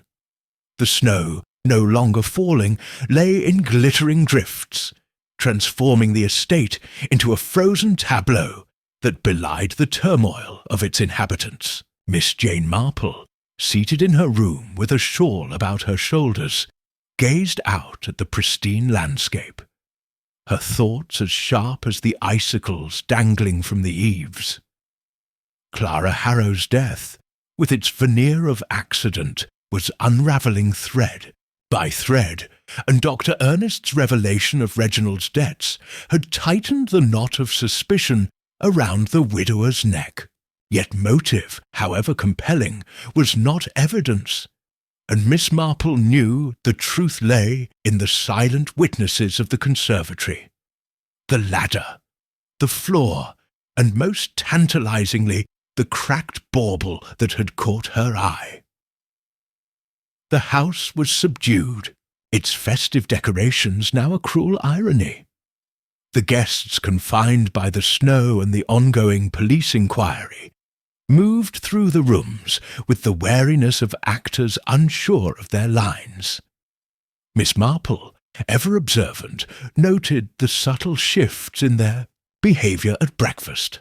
Reginald Harrow, presiding over the table, maintained a facade of grief, but his eyes were restless, darting to the door as if expecting unwelcome news. Mrs. Lavinia Price, her morning attire a touch too elaborate, spoke in hushed tones, her words dripping with sympathy, but her gaze hungry for reaction. Timothy Blake, pale and withdrawn, avoided conversation, his fingers shredding a napkin. Dr. Ernest, though present, was silent, his earlier candour replaced by a guarded reserve that Miss Marple found both intriguing and frustrating. Inspector Craddock, having spent the morning coordinating with the village police, joined the group briefly, his manner brisk but courteous. "The post-mortem is delayed by the weather," he announced, accepting a cup of coffee. "But we're proceeding with interviews and examining the scene. I'll need to speak with each of you again today."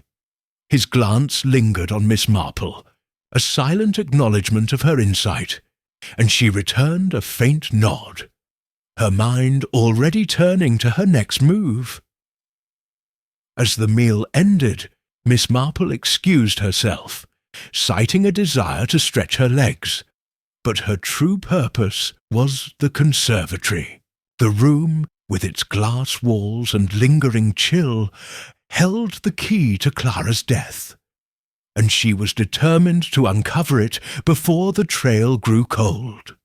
The Christmas tree stood as it had, its ornaments glinting in the pale light, the ladder, a mute sentinel beside it. She approached the tree, her steps careful on the stone floor, and focused on the bauble she had noted before, a heavy glass orb, its surface marred by a fine crack that seemed to whisper of violence. She crouched, ignoring the protest of her joints, and studied the ornament closely.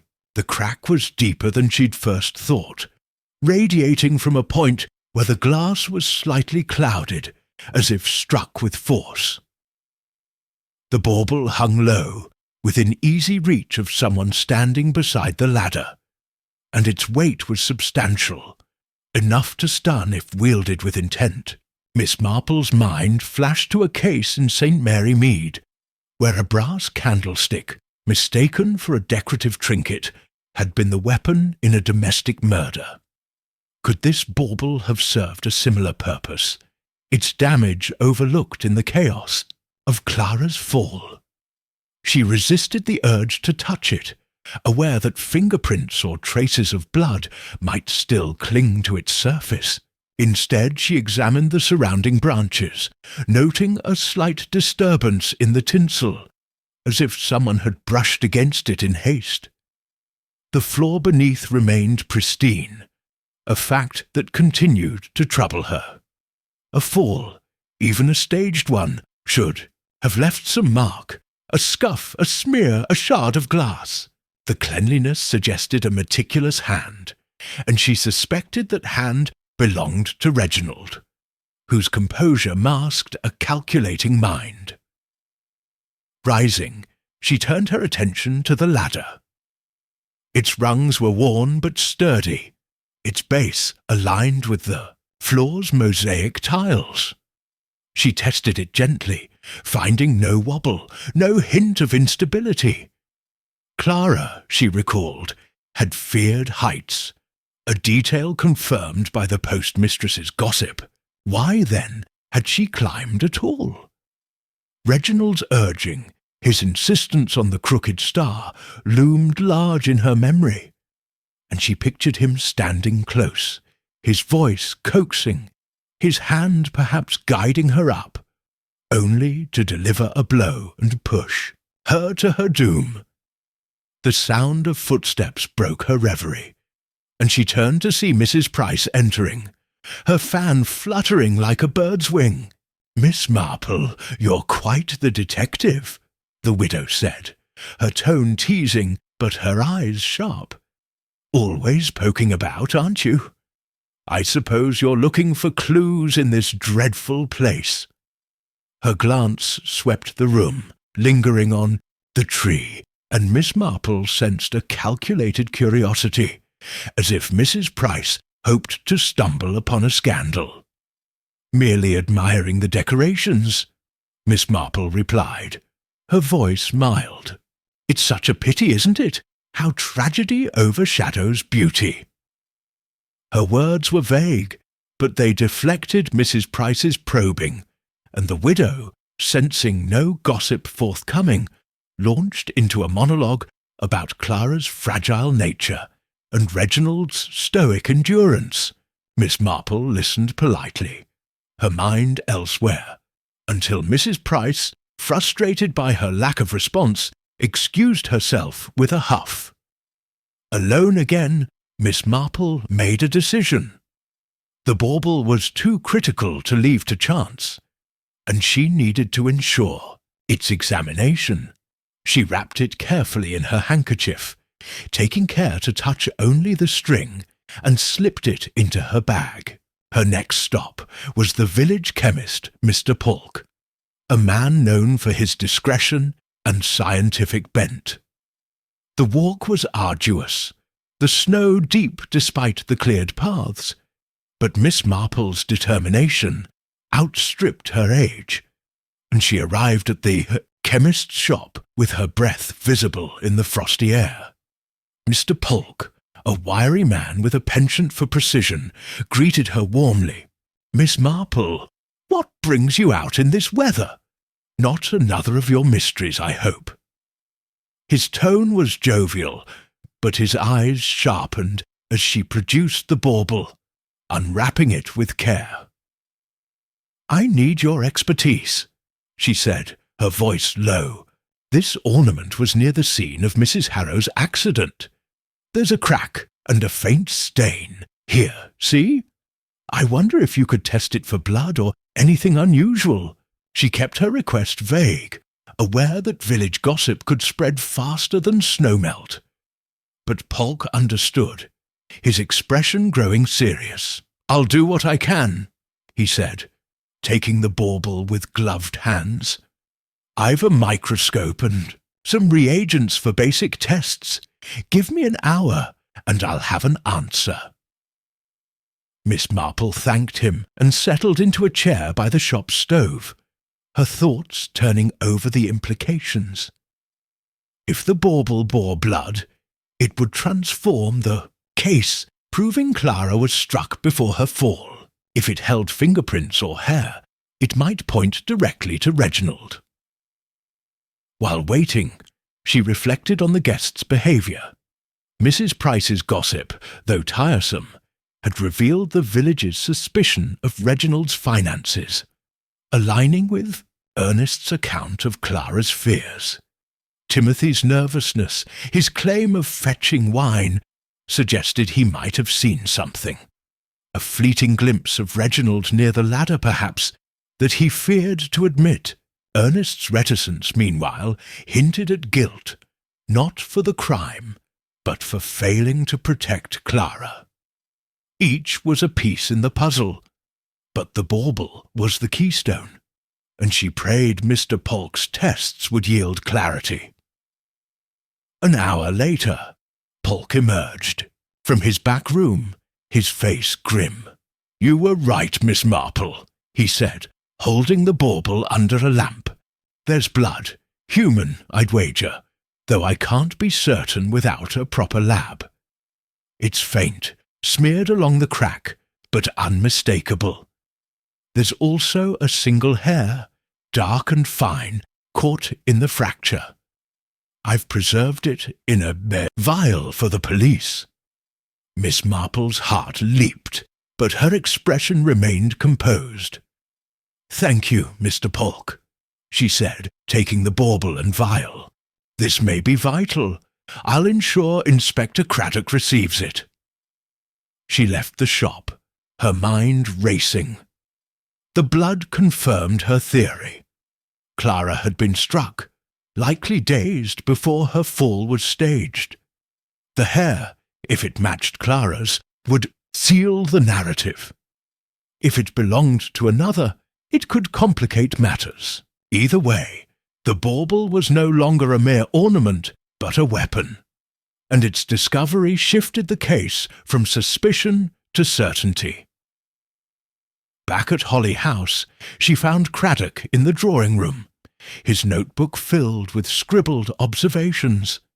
She presented the bauble and vial, recounting her visit to the chemist with the precision of a witness. "I hope I haven't overstepped," she said, her tone apologetic, "but I felt this couldn't wait." Craddock's eyes widened as he examined the evidence. "Overstepped? Miss Marple, you're a godsend. Blood and a hair, this could break the case. I'll send it to the lab in town, though it may take a day with the roads as they are." He paused, a smile tugging at his lips. "You've a knack for this, haven't you?" Miss Marple smiled faintly, her thoughts already moving to the next step. "I only notice what's there," she said, "but I wonder, Inspector, if you might watch Mr. Harrow closely. He's unsettled, I think, by the attention to the conservatory." Her words were subtle, but Craddock nodded, understanding her intent. The afternoon brought a restless energy to the house, the guests pacing like caged animals. Miss Marple, seeking to capitalize on the tension, sought out Timothy Blake, whom she found in the library, staring at a book without reading. "Mr. Blake," she said, settling beside him, "you look troubled. It's this dreadful affair, isn't it? I imagine it's hard, being so young, to witness such a tragedy." Timothy started, his eyes wary. "It's awful," he said, his voice barely above a whisper. "Mrs. Harrow was so kind, and now I keep thinking about that night, how fast it happened." His fingers twisted the book's cover, and Miss Marple leaned closer, her voice gentle. "You were in the cellar, you said, when she fell, but you must have returned just after, yes? Did you see anything? Anyone near the ladder, perhaps, or something out of place?" Her question was soft, but it struck a nerve, and Timothy's face paled. "I didn't see anything," he said, "too quickly. I mean, I was carrying the wine and everyone was shouting. Mr. Harrow was by the tree, I think, but I didn't look closely." His eyes darted to the door, and Miss Marple knew he was holding back, perhaps out of fear or loyalty. "Of course," she said, patting his hand. "It's easy to miss details in such chaos. But if you remember anything, even the smallest thing, it could help Clara." She left him, sensing further pressure would only close him off. But his mention of Reginald by the tree was a crumb she tucked away. As evening approached, Miss Marple joined the guests for a sombre tea in the drawing-room. Reginald, his composure fraying, spoke little, his eyes flicking to Craddock, who had returned from arranging the baubles' transport. Mrs. Price, sensing the shift in mood, kept her gossip muted, though her fan betrayed her excitement. Ernest, seated by the fire, stared into the flames, his silence heavy with unspoken thoughts. Timothy, at the table's edge, avoided Miss Marple's gaze, his teacup trembling. Seizing the moment, Miss Marple spoke, her voice clear but casual. "It's remarkable, isn't it, how the smallest things can tell a story? A cracked ornament, for instance, or a ladder that doesn't wobble. The police are so clever at finding such clues." Her words were innocuous, but they landed like a spark in dry grass, and Reginald's cup clattered against its saucer. "What are you getting at?" he asked, his tone sharp. "This was an accident, Miss Marple. Clara slipped. Everyone saw it." "Of course," she said, her smile serene. "But the police must be thorough, mustn't they? And they're looking closely at the conservatory, at everything in it." Her eyes met his, and she saw a flicker of fear, quickly masked by indignation. Craddock, catching her cue, nodded. "We are," he said, "and we've found some interesting items. We'll know more soon." His words were vague, but they deepened the tension, and Reginald's hand tightened on his chair. The tea ended in silence, the guests dispersing with hurried excuses.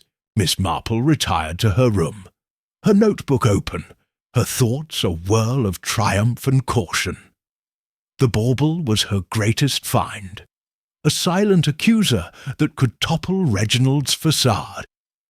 But she needed more, a witness, a slip, a final piece, to complete the pattern. In her village, she had once caught a blackmailer by baiting him with a false clue. Perhaps Reginald could be similarly undone. As night fell, Holly House settled into an uneasy hush, the snow outside gleaming like a shroud. Miss Marple sat by her window, her pen moving across the page, her mind weaving the threads of blood, debt, and deception into a tapestry of truth. The clue in the ornaments had brought her closer, but the final act was yet to come, and she would need all her wits to ensure justice for Clara Harrow. Chapter 7. The Husband's Past. The fourth morning at Holly House greeted St. Mary Mead with a tentative thaw, the snow softening at its edges, though the roads remained treacherous, binding the guests to their uneasy vigil. Within the grand estate, the air was taut with anticipation, as if the walls themselves sensed the unravelling of secrets. Miss Jane Marple, seated in her room with a cup of lukewarm tea, gazed out at the melting icicles, her thoughts as relentless as the drip of water from the eaves. The bauble, with its damning trace of blood and hair, had transformed Clara Harrow's death from a tragic mishap to a calculated act, and Reginald Harrow, with his debts and staged grief, stood at the heart of her suspicions. Yet the case was incomplete, a puzzle missing its final piece, and Miss Marple knew that piece lay in the shadows of Reginald's past. The breakfast table was a sombre affair. the clink of cutlery a stark contrast to the festive chatter of Christmas Eve. Reginald presided with a strained dignity, his broad shoulders hunched as if bearing an invisible weight. His eyes, shadowed by sleeplessness, avoided direct contact, though Miss Marple noted the way they lingered on Inspector Craddock's empty chair, as if dreading the policeman's return. Mrs. Lavinia Price, her morning dress adorned with jet, beads spoke in hushed tones of Clara's delicate constitution, her words a thinly veiled probe for reaction. Timothy Blake, his youthful energy dimmed, pushed his eggs around his plate, his silence louder than any protest.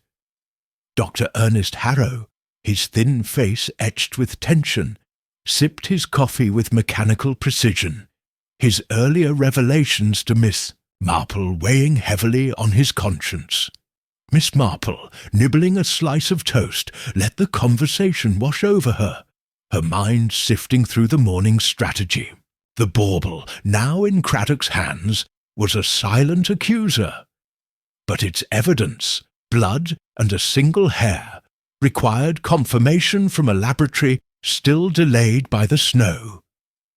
To strengthen the case, she needed to unearth Reginald's history, the roots of his ambition and desperation that had led to Clara's death. In St. Mary Mead, she had once exposed a swindler by tracing his debts through village gossip.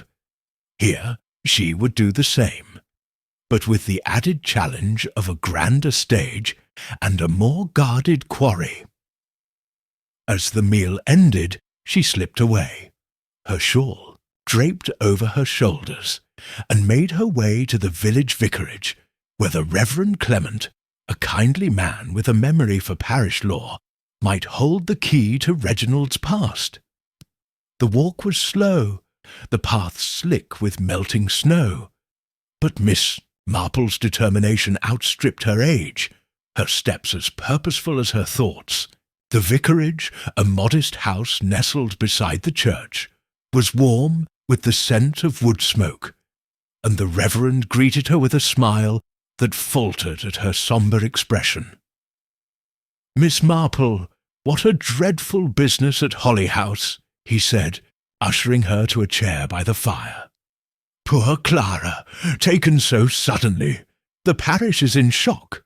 His voice was gentle, but his eyes were keen, and Miss Marple sensed he had heard more than the village's public lamentations. "Tragic indeed," she replied, folding her hands in her lap. "I've been staying at the house, you know, and it's left me curious about the Harrows. They were away in London for so long, and one hears such varied tales. You knew them before they left, I believe." Her tone was light, but her question was a gentle prod, and the Reverend, accustomed to her quiet inquiries, leaned forward. "I did," he said, his brow furrowing. "Clara was a parishioner, always faithful, though reserved. Her father, old Mr. Langley, was a stern man, left her Holly House with strict instructions to keep it intact. Reginald now, he was different, charming, ambitious, but not born to wealth. When he married Clara, there was talk, you know, about his motives. Not that I credit gossip, but he had a reputation for extravagance." Miss Marple's eyes twinkled, though her expression remained grave. "Extravagance can be a burden," she said. "I've heard whispers of debts, perhaps from his London years." "Did such rumours reach the parish?" The Reverend hesitated, then nodded. "They did. A few years back, before they moved to London, there was a story, mind you, it's second-hand, that Reginald had borrowed heavily from a money-lender in town. Clara paid it off, I believe, but it caused a rift. The parish thought her too trusting, and him too reckless. When they returned this winter, I heard from Mrs. Gibbs, the housekeeper, that Reginald was pressing Clara to sell part of the estate. She refused, said it was her father's legacy. He sighed, his fingers tracing the arm of his chair. I wish I'd spoken to her, offered counsel. She seemed so weary at church last Sunday. Miss Marple nodded, her mind fitting this new piece into the puzzle. Reginald's debts, confirmed by the vicar and echoed by Dr. Ernest's account, painted a picture of a man trapped by his own ambition, his marriage to Clara both a lifeline and a cage, his attempt to sell the estate, thwarted by Clara's resolve, had likely pushed him to desperation. In her village, she had seen a farmer driven to theft by mounting debts. Reginald, she suspected, had chosen a darker path. Thanking the Reverend, she returned to Holly House, her thoughts sharpened by the cold air. The vicar's tale, though lacking specifics, bolstered her theory. Reginald had killed Clara to gain control of her fortune, staging her fall to mask his crime. But the baubles, evidence, while promising, was not yet conclusive, and she needed to tighten the net around him. Her next step was to observe him closely, to catch the cracks in his facade that fear might reveal. Back at the house, she found the guests scattered, their confinement wearing thin. Mrs. Price was in the drawing-room, embroidering a handkerchief. With exaggerated care, her conversation a litany of village tragedies that barely masked her delight in the current one. Timothy, in the library, was sorting papers again, his hands trembling as if the weight of his knowledge was too much to bear. Dr. Ernest, she learned, was in his room, claiming a headache, a retreat Miss Marple suspected was born of guilt for his silence. Reginald, however, was in the study, a room she had yet to explore, and she seized the opportunity to approach him under the guise of condolence. The study was a masculine domain, its walls lined with books and hunting prints, a heavy desk dominating the centre. Reginald sat behind it, a ledger open before him, though his eyes were fixed on the window, where the thawing snow dripped steadily. He started at her knock, his face smoothing into a mask of sorrow. "Miss Marple," he said, rising, "how kind of you to check on me. This is a difficult time." "Indeed," she said, settling into a chair with the air of a concerned neighbour. "I wanted to offer my sympathies, Mr. Harrow. Clara was so loved, and her loss must be overwhelming." Her voice was soft, but her eyes were keen, noting the way his fingers tightened on the desk's edge, the slight sheen of sweat on his brow despite the room's chill. "She was everything to me," he said, his voice thick with emotion that struck Miss Marple as rehearsed. "I keep thinking of that night, how I urged her to fix the star. If I hadn't—" He trailed off, his hand passing over his eyes, but Miss Marple saw no tears, only a calculated pause. "It's the small things that haunt us," she said, her tone sympathetic but probing. "I've been thinking of the conservatory. How orderly it was, no mess, no sign of struggle. It's almost as if someone tidied it, don't you think?" Her words were gentle, but they landed like a dart, and Reginald's jaw tightened, his eyes narrowing. "The servants, perhaps," he said, his voice clipped. "They're diligent, even in chaos."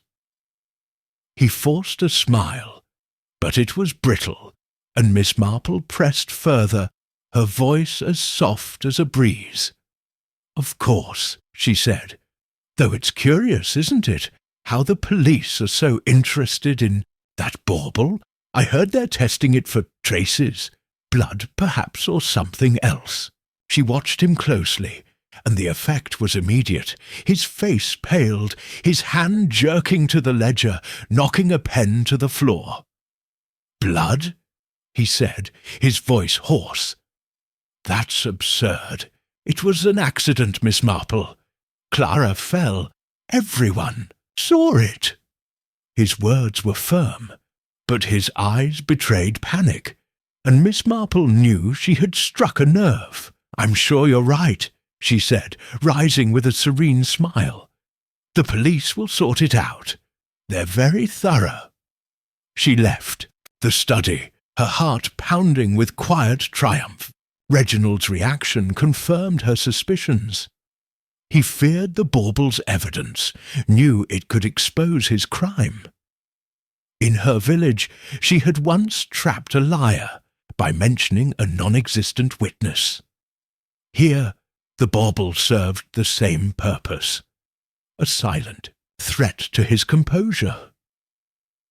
Her next move was to confer with Inspector Craddock, whom she found in the hall, speaking with a constable who had braved the thawing roads. She drew him aside, recounting her conversation with the vicar and Reginald's reaction to the bauble. "He's rattled, Inspector," she said, her voice low. "The debts, the estate, the bauble, it's all closing in on him. If the lab confirms blood on that ornament, we'll have him." Craddock nodded, his expression a mix of admiration and determination.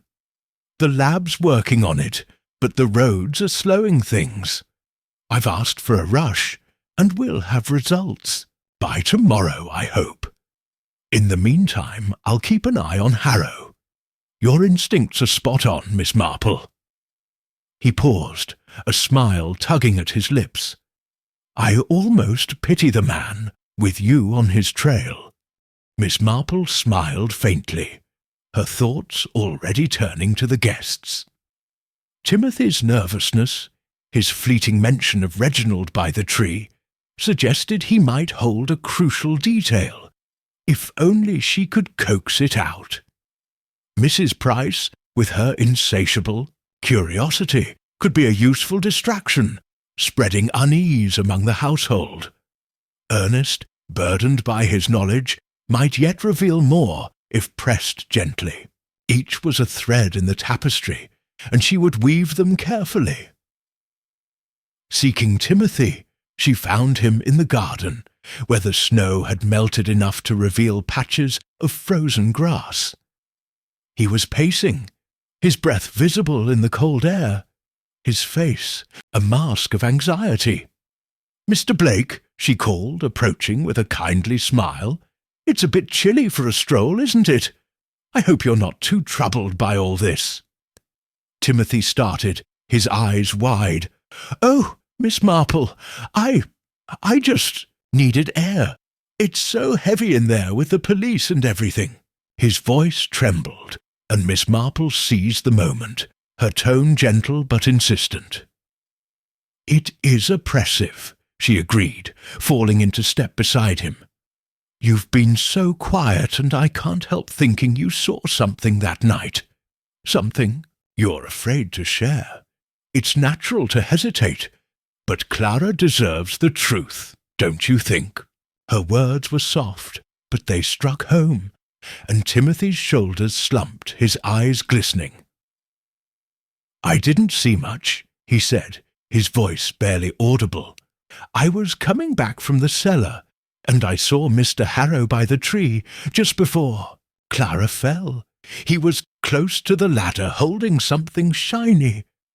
I thought it was a candle, but now I don't know." He looked at her, his face anguished. "I didn't want to cause trouble, Miss Marple. He's my employer's client, and "You've done right to tell me," she said, patting his arm. "Leave it to the police now. You're a good lad, Timothy." She left him, her mind alight with his revelation. Reginald, holding something shiny, likely the bauble, by the ladder, was the strongest link yet to the crime. In her village, a boy's glimpse of a stolen bicycle had cracked a burglary. Here, Timothy's memory could do the same. Returning to the house, she sought Mrs. Price, whom she found in the morning room, gossiping with a maid. "Mrs. Price," Miss Marple said, her voice bright, "I've just heard the most curious thing from the village. They say the police are finding all sorts of clues in the conservatory. Things nobody noticed at first. Isn't it extraordinary how hidden things come to light?" Her words were vague, but they were catnip to Mrs. Price, whose eyes widened with delight. "Hidden things?" she said, her fan snapping open. "Do tell, Miss Marple.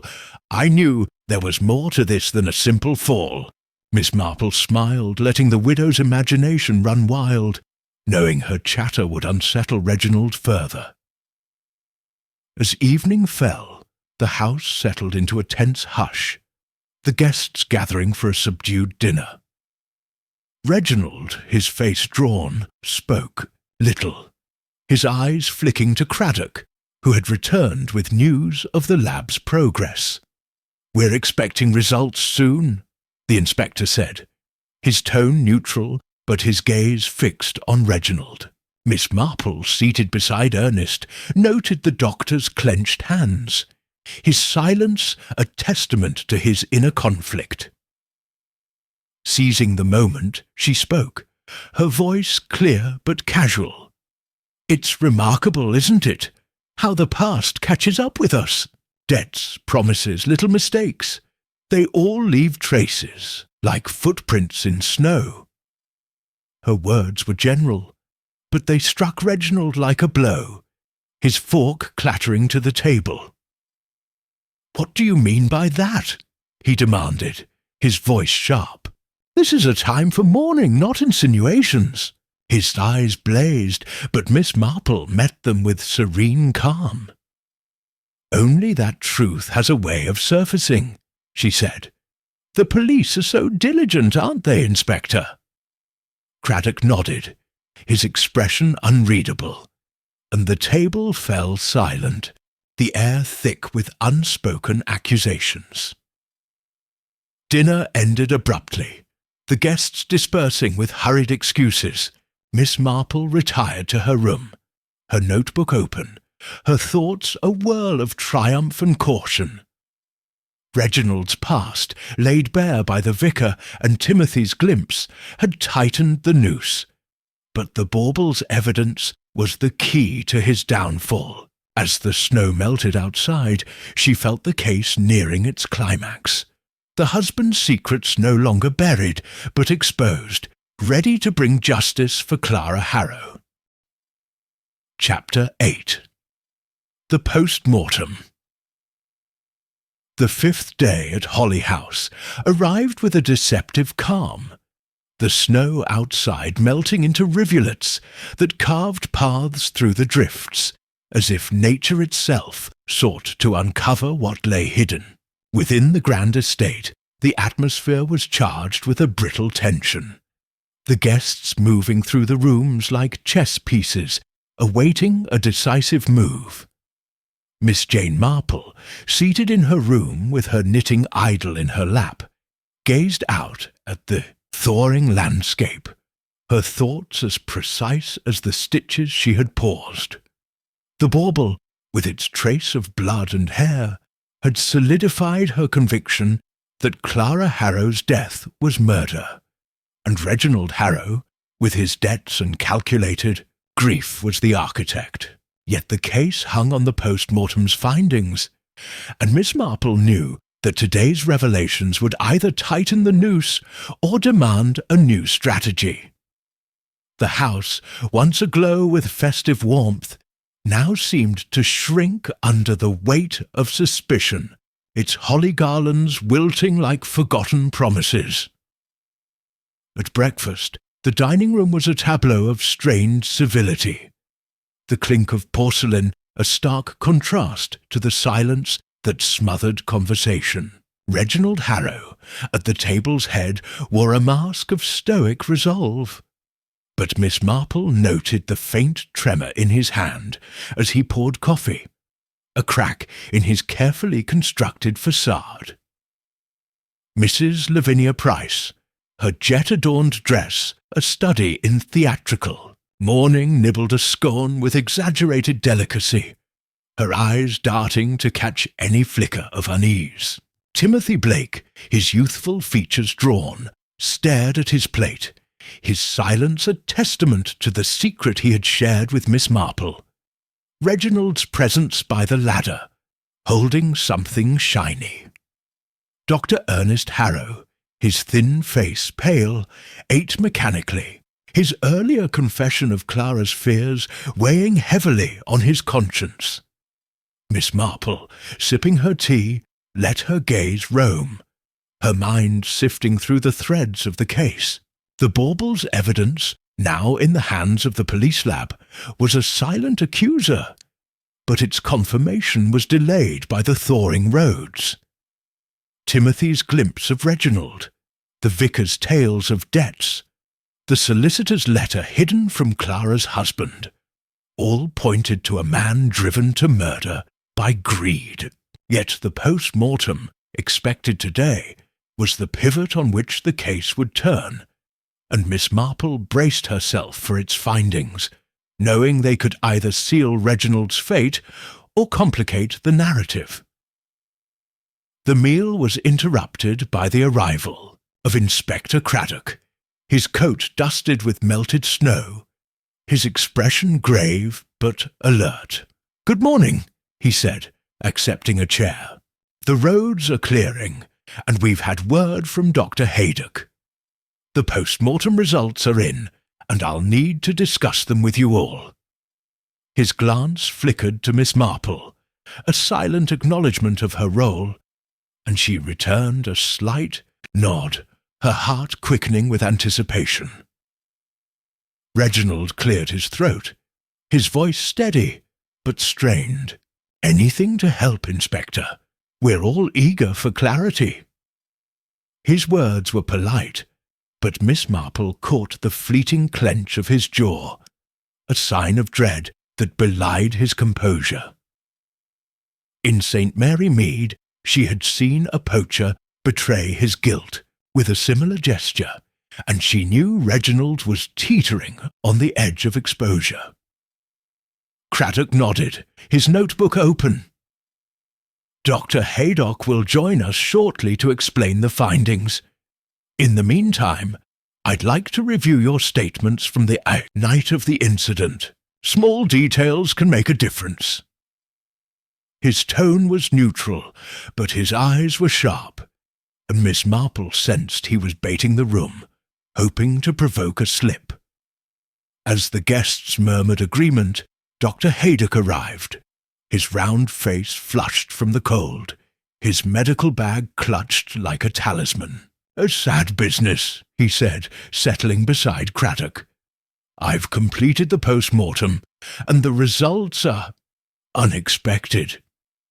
He paused, his gaze sweeping the table, and Miss Marple leaned forward, her knitting forgotten, her mind alert for the revelation.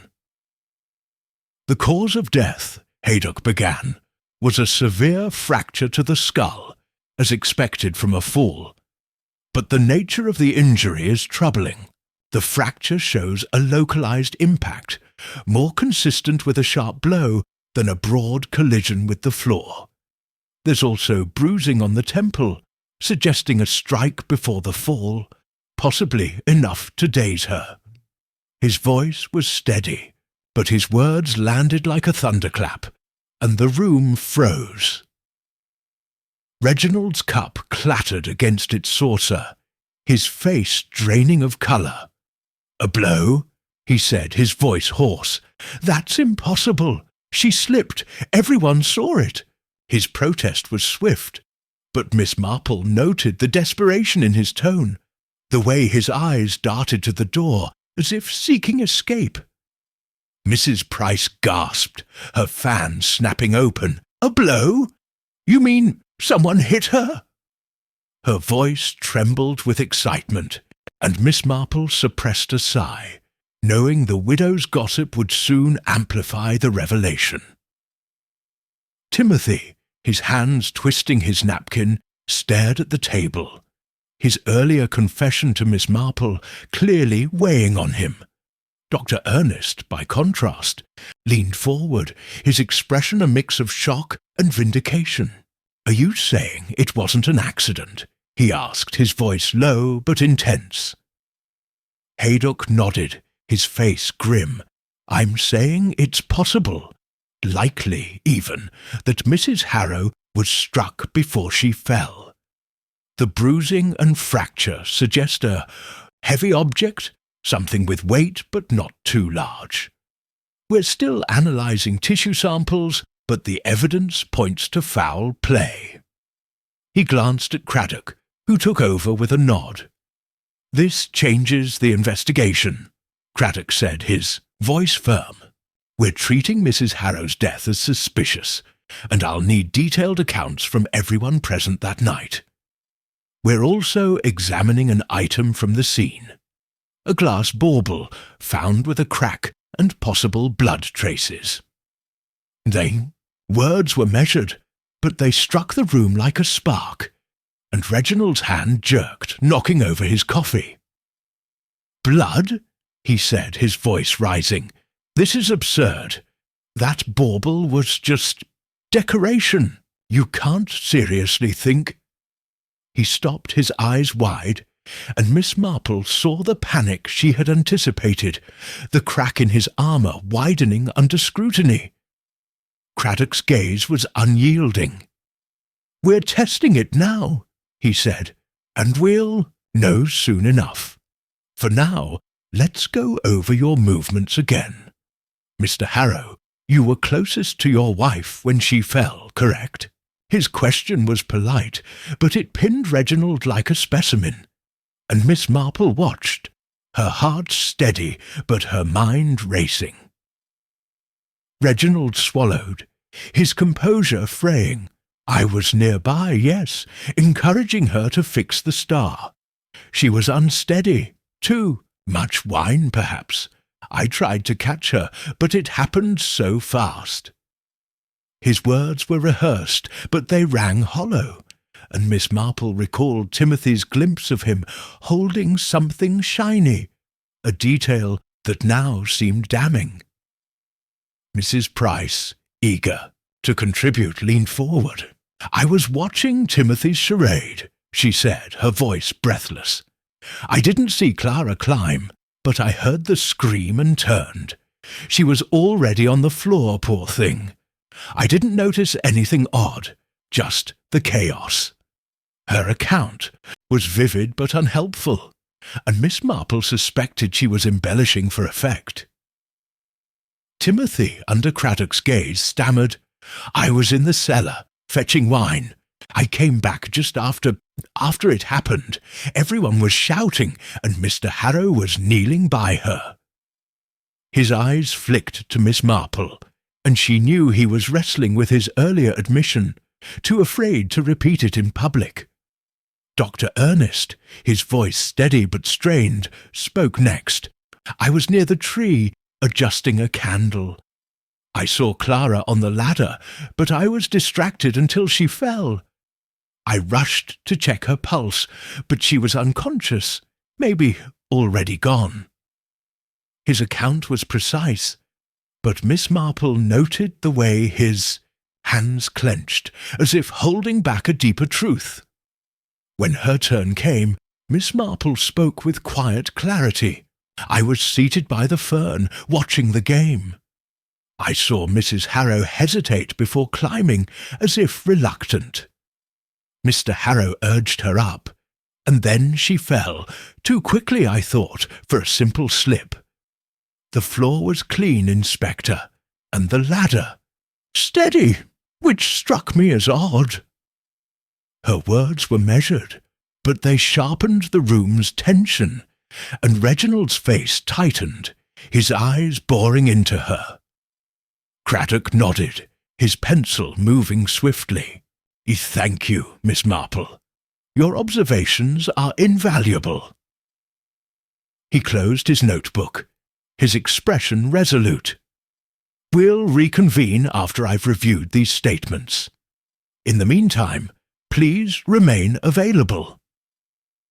His words were polite, but they carried a warning, and the guests dispersed, their footsteps heavy with unease. Miss Marple lingered, her thoughts turning to the bauble. Its blood and hair, confirmed by the chemist, aligned with Haydock's findings. A blow to the temple, a staged fall. But the fingerprints Craddock had mentioned were smudged, likely wiped in haste.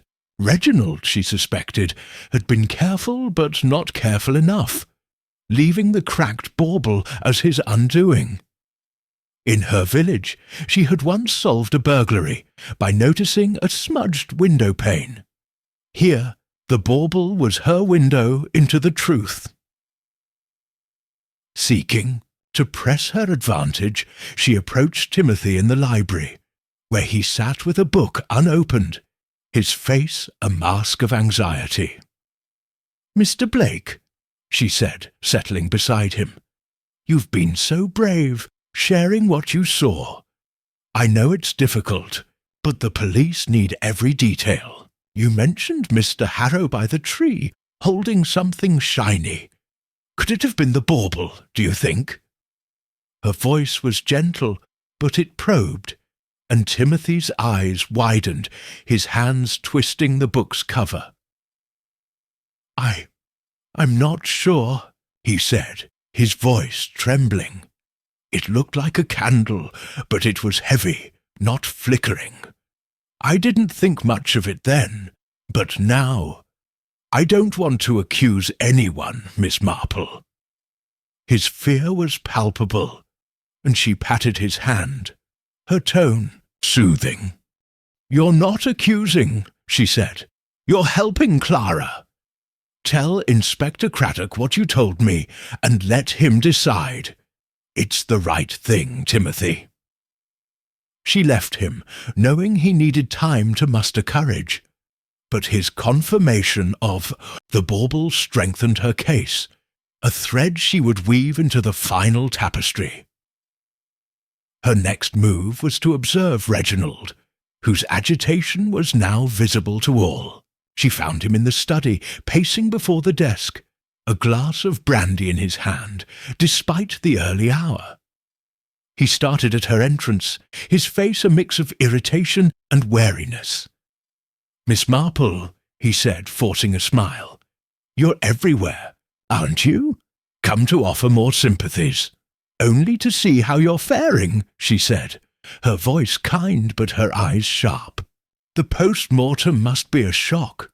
Such a troubling idea that Clara was struck. It makes one wonder who could have been so cruel." Her words were soft, but they struck home, and Reginald's glass trembled, a splash of brandy staining his. "Cuff! It's nonsense," he said, his voice sharp. "She fell, that's all.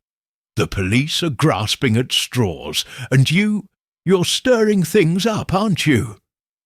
His tone was accusing, but his eyes betrayed fear, and Miss Marple knew. She had pushed him to the edge. "I only seek the truth," she said, her smile serene, "and the truth has a way of surfacing, like ice melting to reveal what's beneath." She left him, her heart steady, but her mind alight with his reaction. Reginald was unravelling, his guilt a weight he could no longer bear. Returning to the drawing-room, she found Craddock reviewing his notes, his expression focused. She shared Timothy's account of the shiny object, emphasizing its likely connection to the bauble. "He's frightened," she said, "but he'll tell you, if you ask gently. It places Mr. Harrow at the scene, with the weapon in hand." Craddock nodded, his admiration clear. "You're building a tight case, Miss Marple. The post-mortem, the bauble, now this. If the lab confirms the blood as Clara's, we'll have enough to act."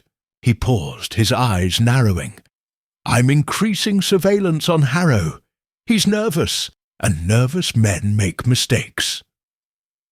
The afternoon passed in a haze of tension, the guests avoiding each other's gaze, their confinement a crucible for suspicion.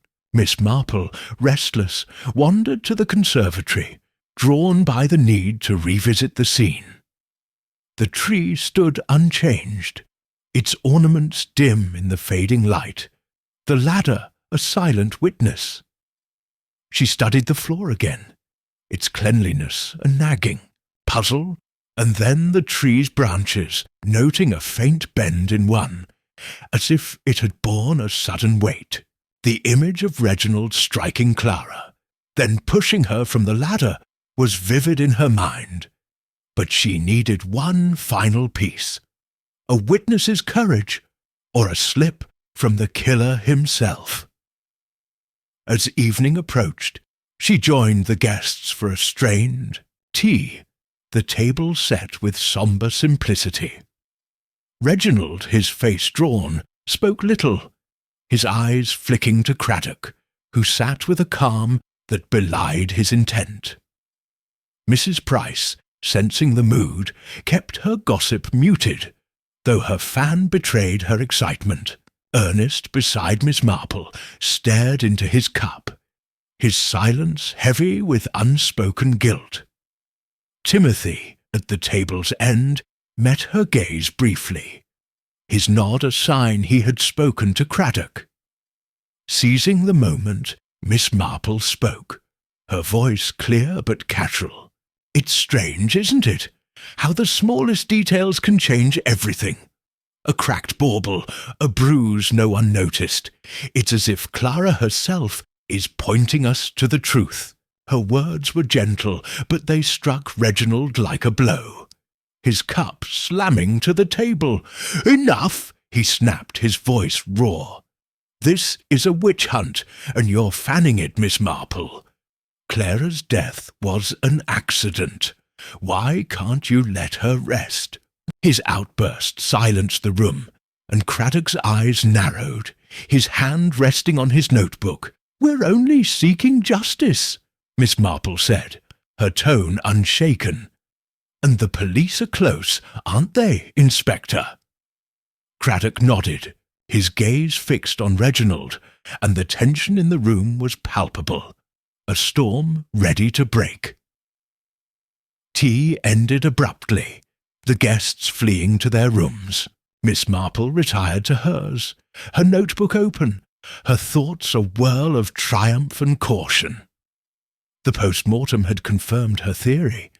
Timothy's account had tightened the net, and Reginald's outburst was a crack in his armour. As the snow melted, outside, she felt the case nearing its climax. The truth no longer buried but rising, ready to bring justice for Clara Harrow. Chapter 9. The Letter. The 6th morning at Holly House dawned with a restless energy. The snow outside reduced to patches of slush that mirrored the dissolving veneer of civility within. The grand estate, once a beacon of festive warmth, now stood as a mausoleum of suspicion, its halls echoing with the unspoken accusations that bound its inhabitants. Miss Jane Marple, seated by her window with a shawl about her shoulders, watched the dripping eaves, her thoughts as relentless as the thaw.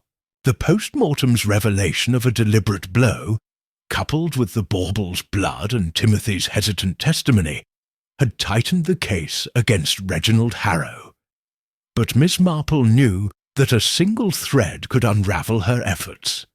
She needed irrefutable proof, and her instincts told her it lay in Clara's private world, a realm Reginald had sought to control. The breakfast table was a study in restraint, the guests' faces etched with the strain of prolonged confinement. Reginald Harrow, at the head, maintained a brittle composure. His voice clipped as he commented on the clearing roads, as if eager for escape. His eyes, however, betrayed a hunted look, darting to the empty chair where Inspector Craddock had sat the previous day. Mrs. Lavinia Price, her morning dress adorned with lace, stirred her tea with exaggerated care, her silence a departure from her usual chatter, as if she sensed the gravity of the moment. Timothy Blake, his youthful features pale, avoided Reginald's gaze, his fingers shredding a napkin. A sign, Miss Marple noted, of his lingering fear after confiding in Craddock. Dr. Ernest Harrow, his thin frame hunched, ate sparingly, his silence heavy with the burden of Clara's confidences. Miss Marple, nibbling a slice of toast, let the mood settle around her, her mind sifting through the case's threads. The bauble, with its damning blood and hair, was in the police lab, its results delayed by the slow thaw. Timothy's glimpse of Reginald holding a shiny object, likely the bauble, had placed him at the scene, and the post-mortem's evidence of a pre-fall blow had shattered the accident narrative. Yet the case hinged on motive, and while Reginald's debts and Clara's will provided a compelling why, Miss Marple sought the spark that had ignited his desperation. In St. Mary Mead, she had once uncovered a blackmail plot by finding a hidden letter. Here she suspected Clara had left a similar clue, a final testament to her fears. As the meal ended, Miss Marple excused herself, citing a need to rest, but her true destination was Clara's bedroom, a space she had yet to explore.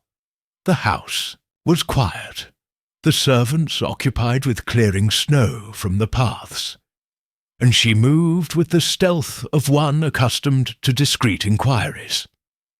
Clara's room, at the end of a long corridor, was a sanctuary of feminine elegance, its walls papered in soft rose, its furniture draped with lace. The bed was neatly made, a stark contrast to the tragedy it had witnessed, and a vanity bore a silver brush and a photograph of Clara's parents, their stern faces a reminder of her inheritance. Miss Marple began her search with methodical care, her hands gentle as she opened drawers and lifted cushions. She found nothing at first, only dresses, handkerchiefs, and a few novels, their pages unmarked. But her persistence, honed by years of village sleuthing, led her to a small prayer book on the bedside table, its leather cover worn from use. She opened it expecting sermons, but a folded paper slipped out, its edges crisp as if recently placed. Her heart quickened as she unfolded it, revealing a letter in a precise legal hand, addressed to Clara from a London solicitor named Mr. Wentworth. The letter was brief but explosive.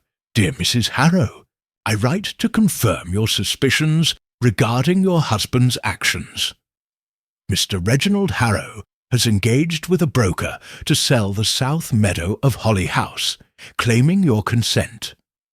I have verified that no such consent exists, and his debts, exceeding £12,000, are the motive. I urge you to secure your assets immediately and meet with me after the holidays to revise your legal protections. Yours sincerely, H. Wentworth." Miss Marple's breath caught, her mind racing. This was the spark she had sought, the proof of Reginald's betrayal, the reason for Clara's fear and her revised will. The letter, hidden in a place Reginald would never look, was Clara's insurance, a silent cry for justice. In her village, a hidden diary had once exposed a cheating spouse. Here, the letter was Clara's voice from beyond, pointing to her killer. Miss Marple tucked it into her bag, her resolve hardening. She would present it to Craddock, But first, she needed to ensure its context was clear, to weave it into the tapestry of evidence that included the bauble and Timothy's testimony. Leaving the room, she encountered Mrs. Gibbs, the housekeeper, polishing a banister in the hall. The stout woman's eyes were red-rimmed, her loyalty to Clara evident in her grief. "Miss Marple," she said, startled, "you're up early. Is there something you need?" "Only a moment of your time," Miss Marple replied, her voice kind but purposeful. "You were close to Mrs. Harrow, weren't you? I wonder if she ever mentioned troubles with the estate. Perhaps plans to sell land."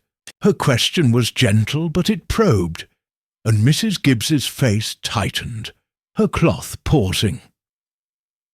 "She did," the housekeeper said, her voice low. "Last month she caught Mr. Harrow with papers, some sort of contract for the South Meadow. She was furious, said it was her father's land, not his to touch. They argued something fierce, and she told me she'd written to her solicitor to stop it. She was afraid, Miss Marple, said he wasn't the man she married." Her eyes misted, and she looked away, her loyalty warring with her fear of speaking out. Miss Marple nodded, her suspicions confirmed. "You've been most helpful, Mrs. Gibbs. The police will want to know this, to help Mrs. Harrow rest in peace." She left the housekeeper, her mind alight with the letter's implications. Clara's discovery of Reginald's scheme, her outreach to the solicitor, had made her a threat, a barrier to his financial salvation. Her death, staged as an accident, was his desperate bid to secure the estate.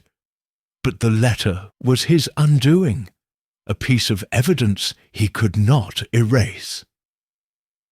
Returning to the drawing-room, she found Inspector Craddock, who had arrived with a constable, his notebook open and his expression focused.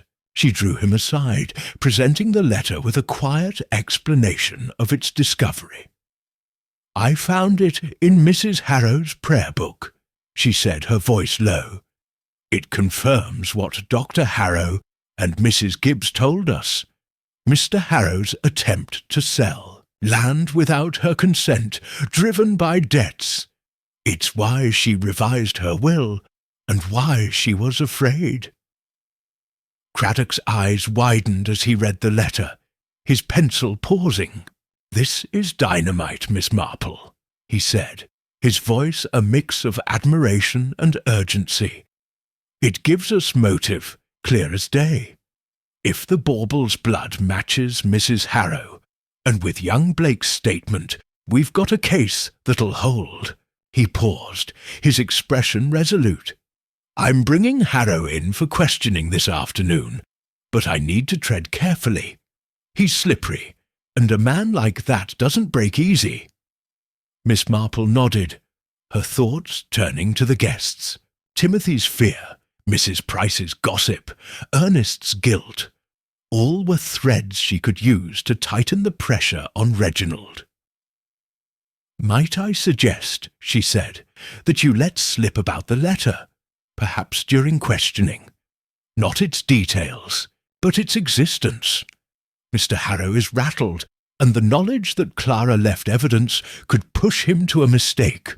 Her tone was mild, but her eyes were sharp, and Craddock smiled, recognizing her strategy. "A fine idea," he said. "You're a step ahead as always. I'll keep you posted." He left to prepare, and Miss Marple turned her attention to the household, seeking to stir the pot without breaking it. She found Mrs. Price in the morning-room, her embroidery abandoned, her eyes gleaming with the thrill of the unfolding drama.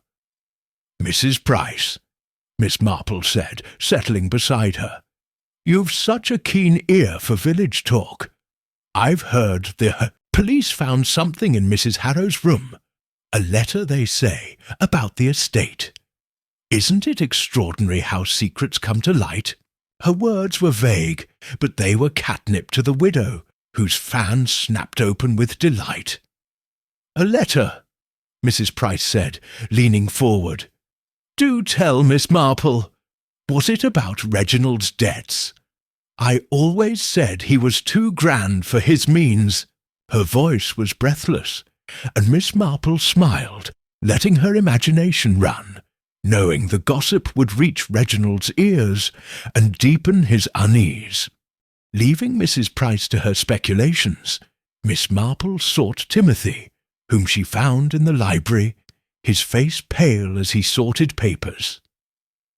"Mr. Blake," she said, her voice kind, "you've been so brave, speaking to the inspector.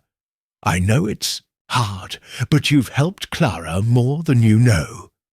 The police are closing in, and they've found a letter she wrote, proof of her fears. It's almost over." Her words were gentle, but they bolstered Timothy's resolve, his nod a sign he would stand firm.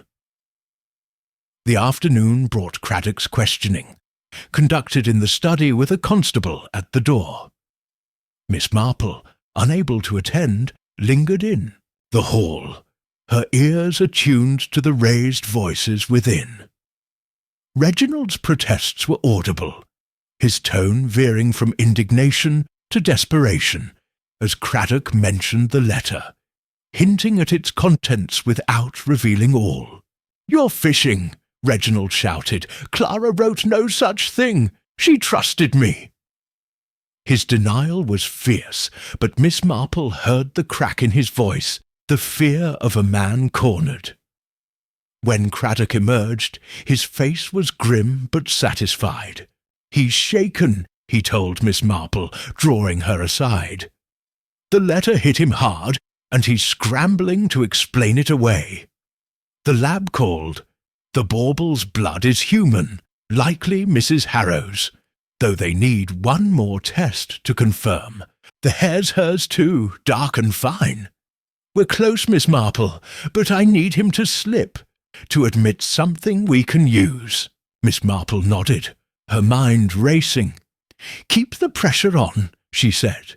"He's near breaking, and the letter's existence will haunt him. Perhaps let Mrs. Price overhear a word about it. She'll spread it like wildfire."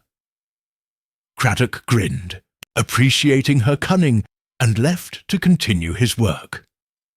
The evening meal was a tense affair. The guests gathered in the dining room under the weight of unspoken truths. Reginald, his face drawn, barely touched his food, his eyes flicking to Craddock, who sat with a calm that belied his intent. Mrs. Price, her gossip fueled by Miss Marple's hint, spoke in hushed tones of letters and secrets, her words drawing Reginald's glare. Timothy, bolstered by Miss Marple's encouragement, sat straighter, his silence less fearful. Ernest, beside Miss Marple, stared into his wine, his guilt a palpable presence. Seizing the moment, Miss Marple spoke, her voice clear but casual. "It's remarkable, isn't it, how the dead speak to us? A letter, hidden away, can tell such a story, of trust betrayed, of plans undone. The police are so clever to find such things." Her words were gentle, but they struck Reginald like a blow, his glass slamming to the table. "This is intolerable," he snapped, his voice raw. "You're all conspiring, twisting Clara's death into something it's not. She fell, damn it. Why can't you leave it alone?"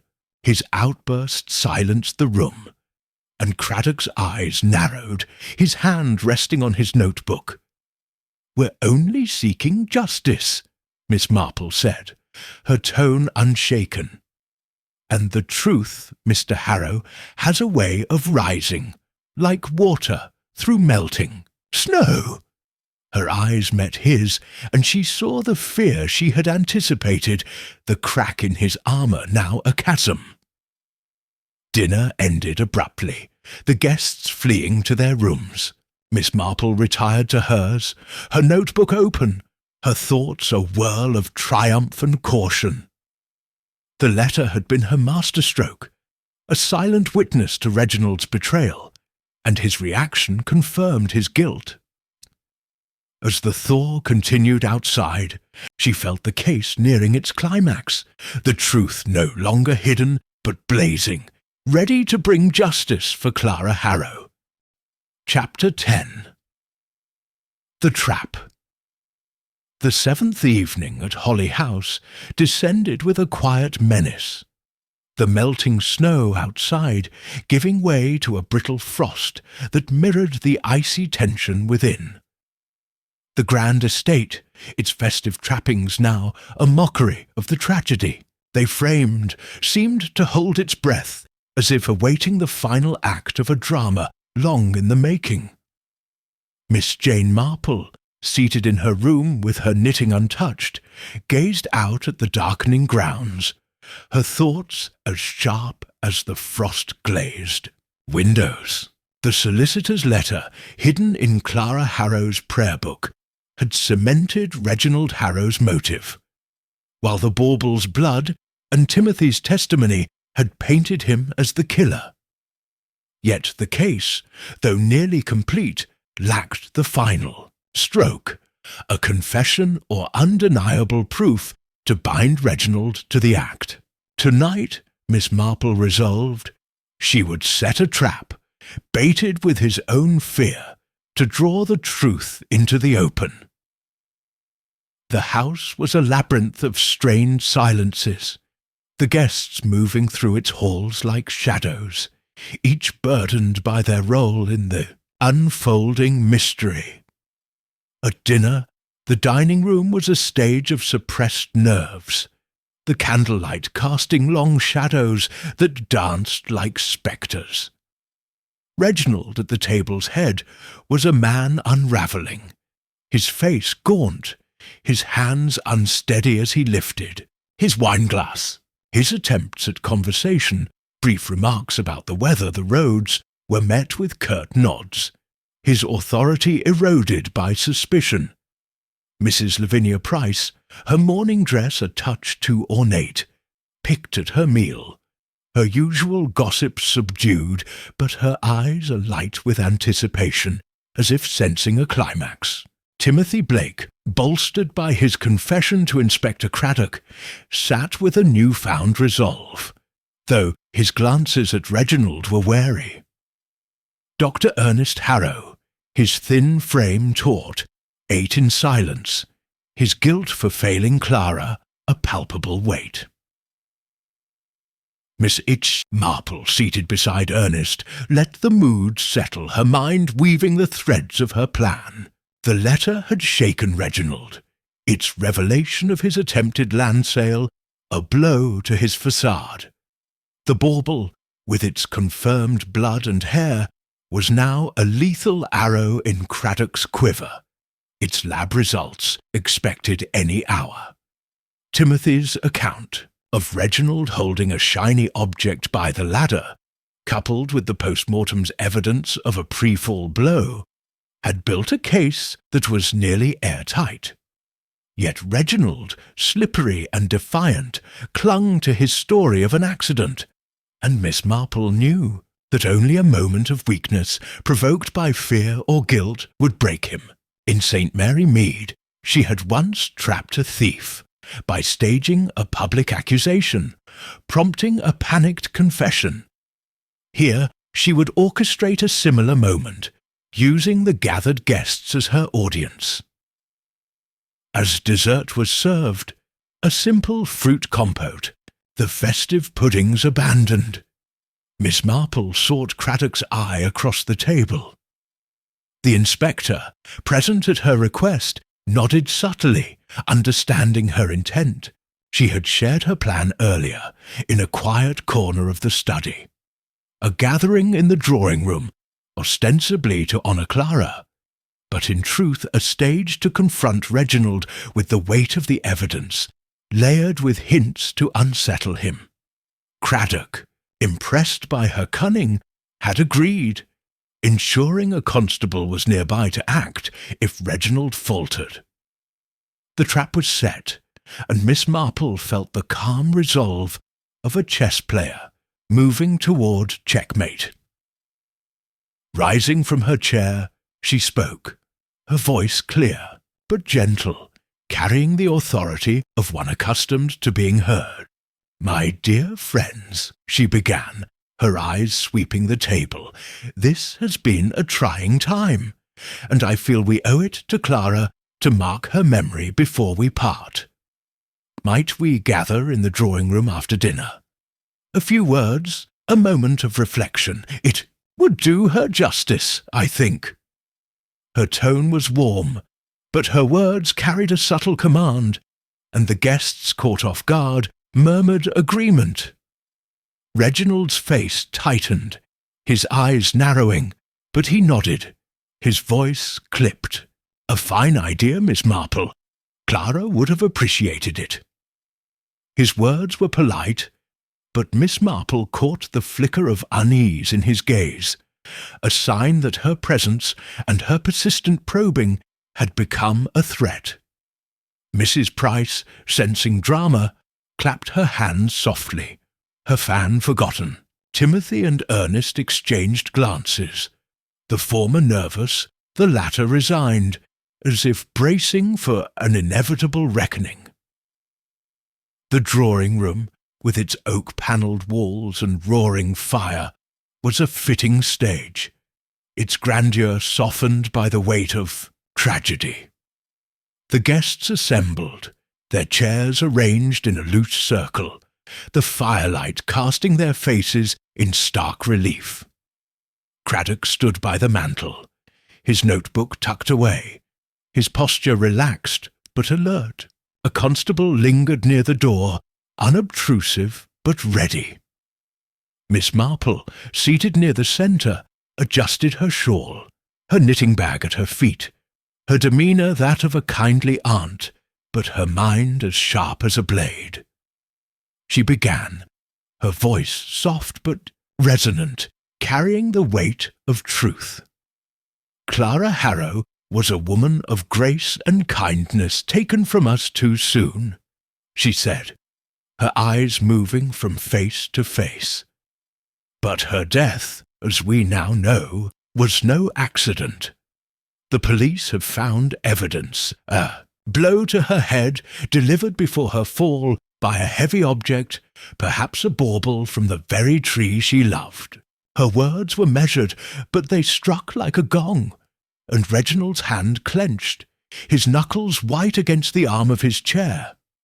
"That's preposterous," he said, his voice rising. "She slipped. Everyone saw it.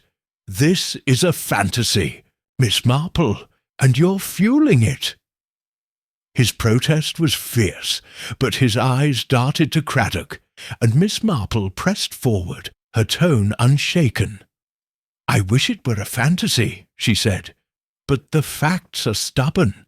The post-mortem shows a deliberate strike, and the bauble, tested by the police, bears blood, Clara's blood, and a hair that matches hers.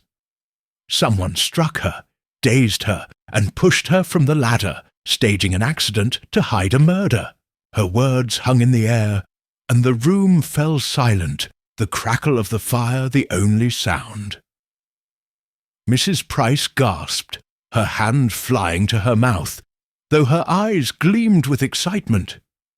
Timothy, his face pale, stared at the floor, his courage faltering under the weight of the moment. Ernest, his jaw tight, looked at Reginald, a flicker of anger in his gaze, as if his cousin's betrayal had finally broken his silence. Craddock, by the mantel, watched Reginald closely, his hand resting lightly on his pocket, where Miss Marple knew he kept his whistle. She continued, her voice steady, but laced with sorrow. "Clara was afraid, you see. She had discovered a betrayal, a plan to sell her father's land, to erase her legacy for the sake of debts. She wrote to her solicitor, hid the letter where it wouldn't be found, and revised her will to protect what was hers. But her fear made her a threat, and someone in this house, someone who stood to gain everything, decided she had to die. Her eyes met Reginald's, and she saw the panic she had anticipated, a man teetering on the edge of collapse. Reginald stood, his face flushed, his voice trembling with rage. "This is slander," he shouted. "You have no proof, no right to accuse me. Clara's death was an accident, and I won't sit here while you weave lies." His outburst was desperate, but Miss Marple remained serene, her hands folded in her lap. "The proof is mounting," she said, her tone gentle but unyielding.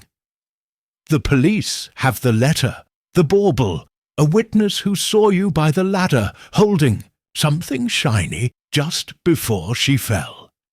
And there's the ladder itself, Mr. Harrow, moved slightly after the fall, its base misaligned with the floor tiles.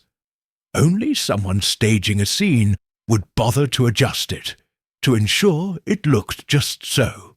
Her words were precise, each one a stone in the wall closing around him, and Reginald's face drained of colour, his breath coming in short gasps. Craddock stepped forward, his voice calm but firm. "Mr. Harrow, we've also learned from the lab that the bauble's blood is confirmed as Mrs. Harrow's, and the hair is hers. Your fingerprints, though smudged, were found on the ornament, along with traces of your glove's leather. Care to explain?" His question was a challenge, and Reginald staggered, his hand gripping the chair for support. I touched the bauble earlier, decorating the tree," he stammered, his voice weak. "It's nothing at all." His denial was feeble, and Miss Marple saw the moment he realized the trap had closed. The room was still, the guests frozen, their eyes on Reginald like jurors awaiting a verdict. Ernest, his silence breaking, stood, his voice shaking but clear. "I saw you, Reginald," he said, his eyes blazing. "After Clara fell, you moved. The ladder, just a fraction. But I noticed. I didn't understand then, but now it was to make it look perfect, wasn't it? You killed her." His accusation was a thunderbolt, and Reginald reeled, his face a mask of horror. "No!" he cried, his voice cracking. It wasn't meant to." He stopped, his words betraying him, and Miss Marple leaned forward, her voice soft but piercing. "Wasn't meant to what, Mr. Harrow?" she asked. "To kill her, or to be found out?" Her question was the final push, and Reginald collapsed into his chair, his head in his hands, his body trembling. The room erupted in murmurs, Mrs. Price's gasp mingling with Timothy's stifled sob. Craddock signalled the constable, who moved to Reginald's side, his presence a silent warning. Miss Marple sat back, her heart heavy, but her mind clear. The trap had worked, not with a full confession, but with enough. A slip, a witness's, courage, a crack in the killer's armour that Craddock could widen. Reginald, his voice barely audible, muttered, "I only wanted to scare her, to make her see reason. The bauble, it was a mistake." His words were fragmented, but they were enough, and Craddock's eyes gleamed with triumph. "Reginald Harrow," he said, his voice formal, "I'm arresting you on suspicion of the murder of Clara Harrow. You'll come with us to the station for questioning." The constable took Reginald's arm, and he rose, his face ashen, his resistance gone. As he was led away, the room fell silent, the weight of justice settling like dust. Miss Marple remained seated, her hands folded, her thoughts turning to Clara. The letter, the bauble, the ladder's misalignment, each had been a clue, a whisper from the dead that she had followed to the truth. In her village, she had once exposed a poisoner by noticing a misplaced teacup. Here, the stakes were higher, but the method was the same. Patience, observation, and a trust in human nature's flaws. Mrs. Price, recovering her voice, began to chatter, her fan fluttering as she recounted the scene for an imaginary audience. Timothy, his shoulders relaxing, looked at Miss Marple with gratitude, his fear replaced by relief. Ernest, his face etched with sorrow, approached her, his voice low. "You've done her justice, Miss Marple," he said. "I should have spoken sooner, but you saw it all."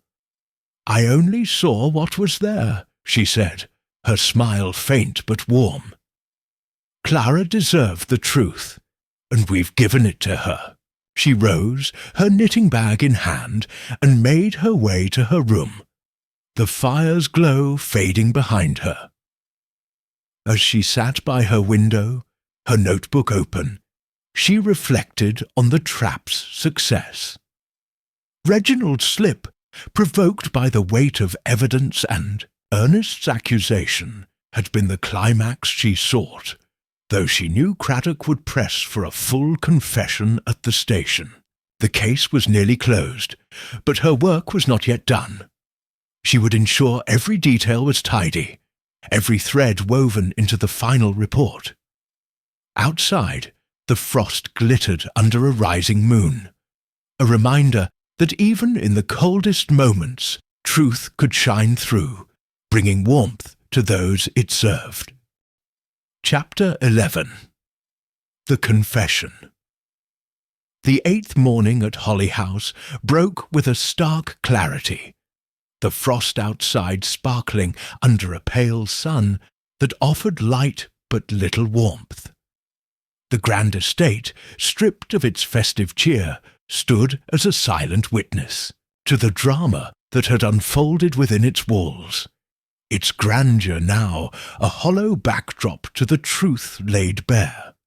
Miss Jane Marple, seated in her room with a cup of tea gone cold, gazed out at the glittering grounds, her thoughts as precise as the frost's delicate patterns. Reginald Harrow's arrest the previous evening, spurred by his damning slip and Dr. Ernest's accusation, had brought the case to a precipice.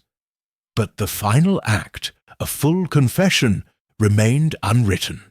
Miss Marple knew that today would test her patience and insight, for a cornered man was unpredictable, and justice for Clara Harrow demanded certainty. The house was eerily quiet, its inhabitants moving with the hesitancy of those recovering from a storm.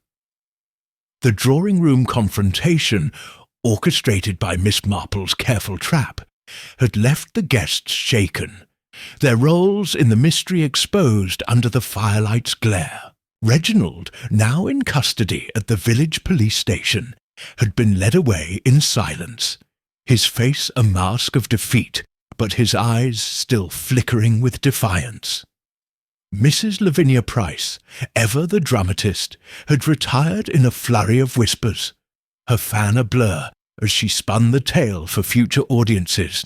Timothy Blake, relieved yet haunted by his testimony, had sought solitude, his youthful courage tested by the weight of truth. Dr. Ernest Harrow, his burden of silence lifted, carried a new guilt, for failing to act sooner, for letting Clara's fears go unheeded.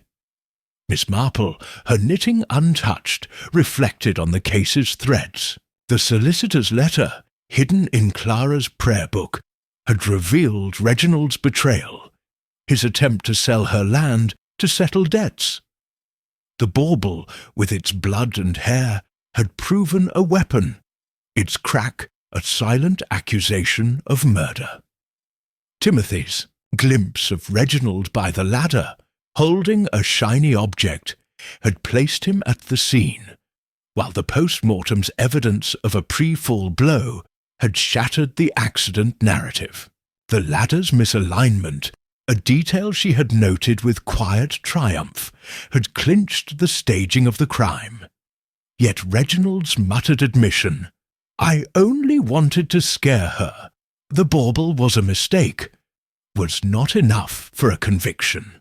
A full confession, wrung from his lips by fear or remorse, was needed to seal the case, and Miss Marple resolved to ensure it. At breakfast, the dining-room was sparsely attended, the table set with a simplicity that mirrored the house's sombre mood. Mrs. Price, her morning dress softened by a grey shawl, spoke in hushed tones of the dreadful scene last night, her words tinged with excitement rather than sorrow. Timothy, pale but composed, nibbled toast, his eyes avoiding the empty chair where Reginald had sat.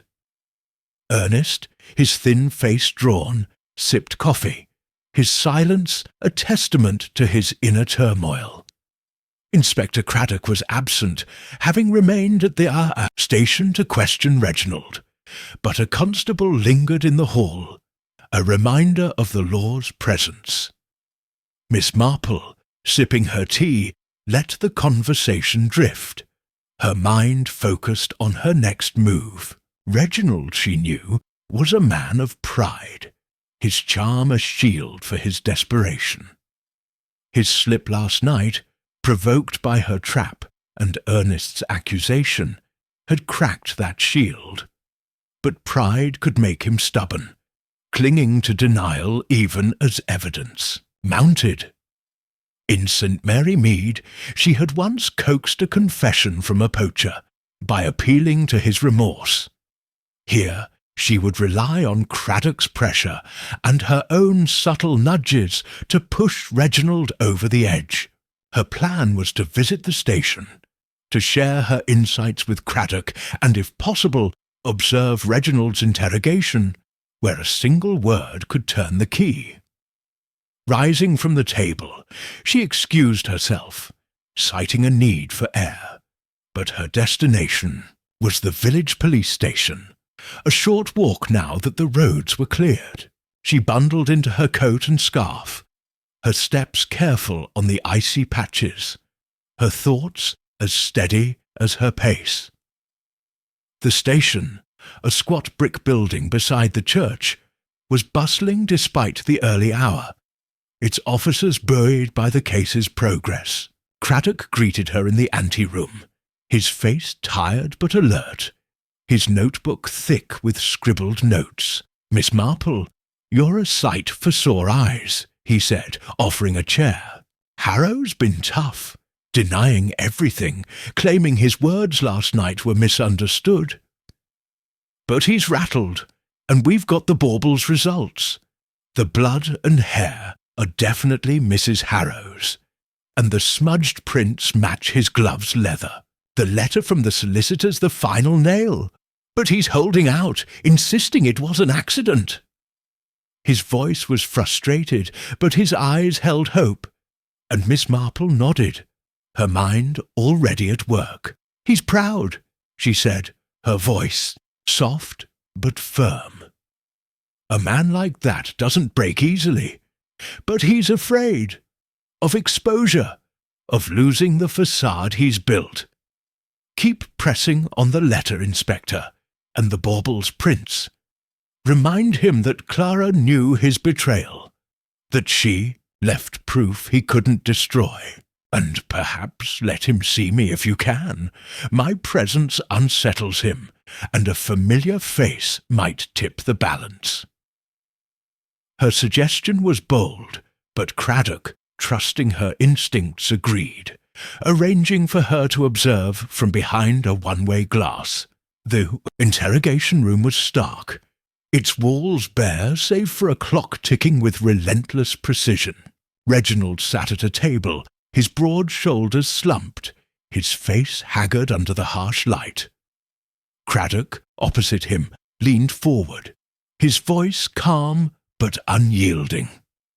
"Mr. Harrow, the evidence is overwhelming," he said, sliding the solicitor's letter across the table.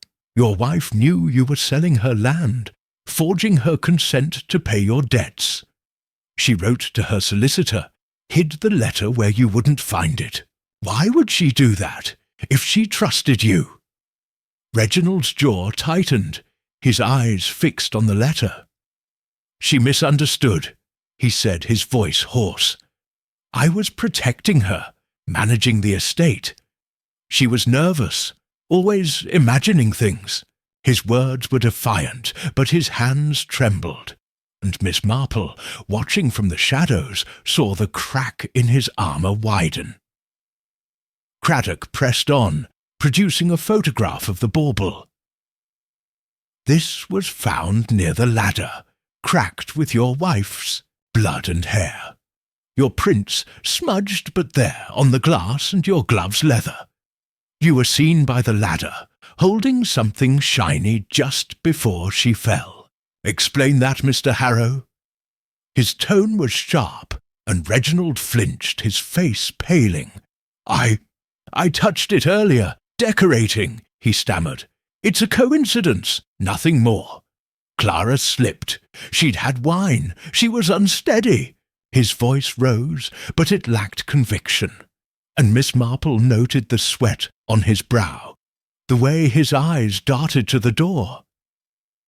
Craddock leaned closer, his voice low but piercing.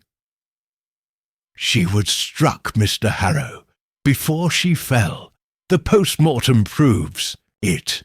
A blow to the temple, enough to daze her. You urged her up the ladder, knowing she feared heights, and you struck her with the bauble, then pushed her to stage an accident. The ladder was moved just slightly, to align with the tiles. You didn't notice the misalignment, did you? It's over, Harrow. Tell us the truth for Clara's sake." Reginald's breath came in short gasps, his hands gripping the table. "You're twisting it," he said, but his voice cracked, and Miss Marple saw the moment his pride faltered, the weight of evidence crushing his resolve.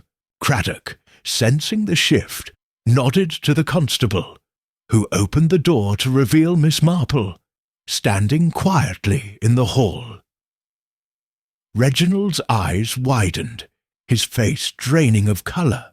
"You," he whispered, his voice raw, "you've been hounding me, planting ideas, turning everyone against me."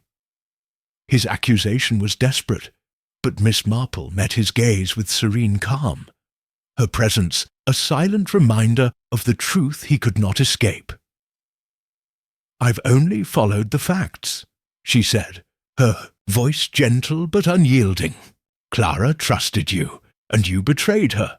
For money, for freedom from your debts. She left a letter, a bauble, a ladder's mark to show us what you did. You can't hide from her now, Mr. Harrow." Her words were soft, but they struck like a blade, and Reginald's shoulders slumped, his head dropping to his hands. The room was silent save for the clock's tick. Craddock waited, his pencil poised, and then Reginald spoke, his voice barely audible. "I didn't mean to kill her," he said, his words halting. "She was going to ruin me, locking away the estate, consulting that solicitor.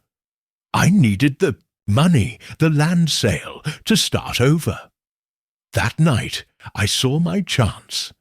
I gave her wine, urged her up the ladder, knowing she'd hesitate. The bauble was in my hand. I only meant to scare her, to make her fall, to look like an accident. But I hit too hard. She crumpled, and I pushed her. I moved the ladder, wiped the bauble, but I didn't see the crack." His voice broke, a sob escaping, and he buried his face in his arms. Craddock's eyes gleamed with triumph, his pencil moving swiftly. "You admit to striking and pushing Mrs. Harrow, causing her death?" he asked, his voice formal. Reginald nodded, his voice muffled. "Yes, God help me, yes." The confession was complete, and Craddock signalled the constable, who stepped forward to escort Reginald back to his cell. Miss Marple, her heart heavy but her mind clear, turned away. Her role in the drama concluded. Back at Holly House, the news spread quickly, carried by Craddock's constable to the waiting guests. Miss Marple found them in the drawing-room, their faces a mix of relief and sorrow.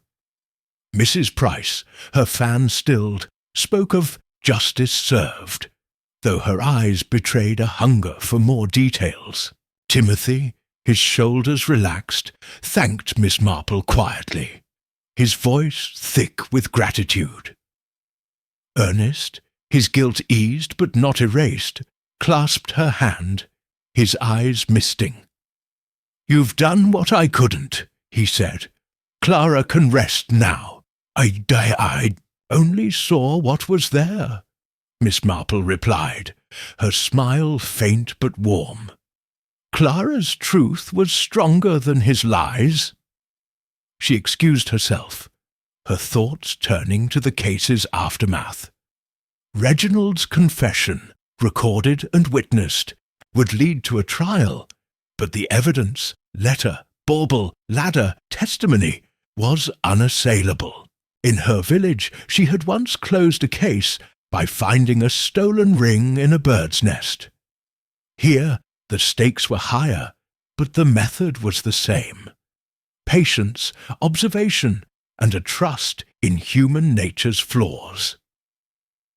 Seeking solitude, she wandered to the conservatory, where the Christmas tree stood, its ornaments dim in the morning light. The ladder, now removed by the police, left an empty space, a reminder of Clara's final moments. Miss Marple paused by the tree, her eyes lingering on the spot where the bauble had hung, its crack a silent witness to the crime. She felt a pang for Clara, a woman betrayed by love, her legacy nearly stolen, but preserved by her own foresight. Craddock found her there, his face weary but satisfied. "It's done, Miss Marple," he said, his voice warm. "Harrow's signed a full statement, and we'll have him before a magistrate tomorrow. The letter, the bauble, young Blake's account, it's all solid. You've a gift, you know, for seeing what others miss." "No gift," she said, her tone gentle. "Just an old woman's habit of noticing. People are the same everywhere, Inspector.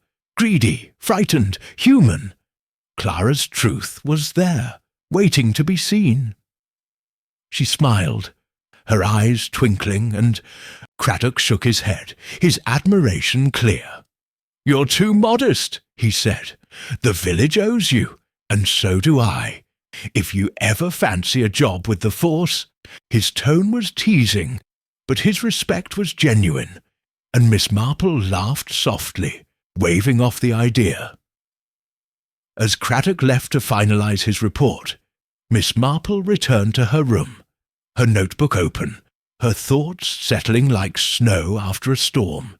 She jotted down the case's final details, the letter's discovery, the bauble's proof, Reginald's confession, her handwriting as neat as her conclusions. The trap had worked, not with theatrics, but with the steady pressure of truth, each clue a step toward justice.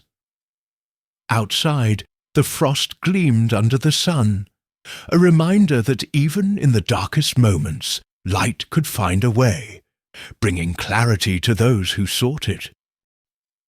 Chapter 12. The Quiet Christmas.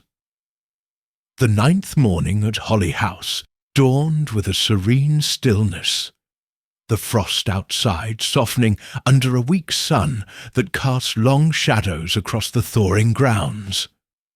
The grand estate, its festive decorations now dismantled, stood as a hollow shell, its opulence diminished by the tragedy that had unfolded within its walls. Miss Jane Marple, seated in her room with her knitting resumed at last, gazed out at the glistening landscape, her thoughts as delicate and precise as the stitches forming under her needles. Reginald Harrow's confession, wrung from him in the stark interrogation room, had closed the case, bringing justice for Clara Harrow. But the victory was bittersweet, tempered by the human cost of greed and betrayal. Today, as the guests prepared to depart, Miss Marple reflected on the quiet Christmas that followed, a time for healing and the subtle restoration of order. The house, once a hive of suspicion, was now subdued, its inhabitants moving with the tentative relief of those emerging from a storm.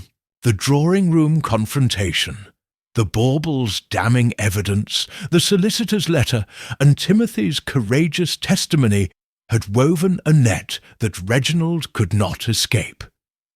His arrest and confession had lifted the pall of uncertainty, but they left behind a residue of sorrow, a reminder of Clara's trust betrayed. Mrs. Lavinia Price, her theatrical mourning giving way to a restless eagerness to return to village gossip, packed her trunks with a flurry of chatter. Timothy Blake, his youthful spirit tempered but intact, prepared to resume his clerk's duties, his gratitude to Miss Marple a quiet undercurrent. Dr. Ernest Harrow, his guilt for failing Clara eased by the truth's emergence, planned a retreat to his London practice, seeking solace in work. Miss Marple, her role as catalyst complete, looked forward to her cottage in St. Mary Mead, where simplicity would soothe the complexities of the past week. At breakfast, the dining room was nearly empty, the long table bearing only a modest spread of toast, marmalade, and tea. Mrs. Price, her grey shawl draped over a travelling dress, spoke of the village's reaction to the scandal, her voice bright with anticipation. "They'll talk of nothing else for months," she said, her eyes gleaming. "Such a tragedy, but so thrilling, don't you think?" Her words grated, but Miss Marple smiled politely, her thoughts elsewhere, noting the widow's need to transform grief into entertainment. Timothy, seated opposite, was quieter, his face showing the strain of his pivotal role. "I'm glad it's over," he said, his voice low. "Mrs. Harrow was kind to me, and I hope she'd be pleased." His eyes met Miss Marple's, and she nodded, her expression warm. "She would be, Mr. Blake," she said. "You did her a great service, speaking the truth. It's not easy, but it's right." Her words bolstered him, and he straightened, a faint smile breaking through his solemnity. Ernest, at the table's end, stirred his tea, his silence heavy, but less burdened than before. "I've written to Clara's cousin in Devon," he said, his voice steady. "She'll inherit the bequest, and I'll ensure Holly House is preserved, as Clara wished." His resolve was a tribute to his cousin's wife, and Miss Marple felt a pang of respect for his quiet redemption. The meal ended with the arrival of Inspector Craddock, his coat free of snow, his face weary but satisfied. He joined them briefly, accepting a cup of tea, his notebook tucked away, a sign that the case was closed. "Harrow's in custody," he said, addressing the group. "His confession's been verified, and he'll face trial after the new year. The evidence, your statements, the letter, the bauble, it's airtight. We owe you all, especially Miss Marple, for seeing this through." His glance at her was warm, and she returned a faint smile, her humility a shield for her triumph. "You're too kind, Inspector," she said, her voice soft. "I only noticed what was there, and Clara's truth did the rest." Her words were modest, but they carried the weight of her method. Observation, patience, and a trust in human nature's flaws to reveal themselves. Craddock lingered after breakfast, drawing Miss Marple aside in the hall. "I've a report to file," he said, "but I wanted to thank you properly. You saw the pattern before I did, the ladder, the bauble, the letter. Without you, Harrow might have walked free." His admiration was genuine, and Miss Marple felt a quiet pride tempered by sorrow for Clara. "It's the small things that matter," she said. "In my village, I've seen quarrels turn to crimes over a misplaced word or a hidden debt. Here, it was no different, only grander. Clara deserved better, and we've given her that." Her tone was gentle, but her eyes were sharp, and Craddock nodded, understanding her resolve.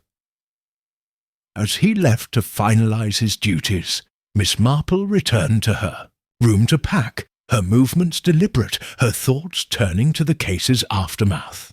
The solicitor's letter, found in Clara's prayer book, had exposed Reginald's betrayal, his attempt to sell her land to settle debts of £12,000. The bauble, with its crack and Clara's blood, had proven the murder weapon, its smudged prints and glove leather tying Reginald to the act. Timothy's testimony, placing Reginald by the ladder with a shiny object, had sealed the scene, while the post-mortem's evidence of a pre-fall blow had destroyed the accident narrative. The ladder's misalignment, a detail she had noted with quiet satisfaction, had revealed the staging, a final clue that Reginald's haste had overlooked. His confession, wrung from him by Craddock's pressure and her presence, was the capstone, a testament to the power of truth over deception.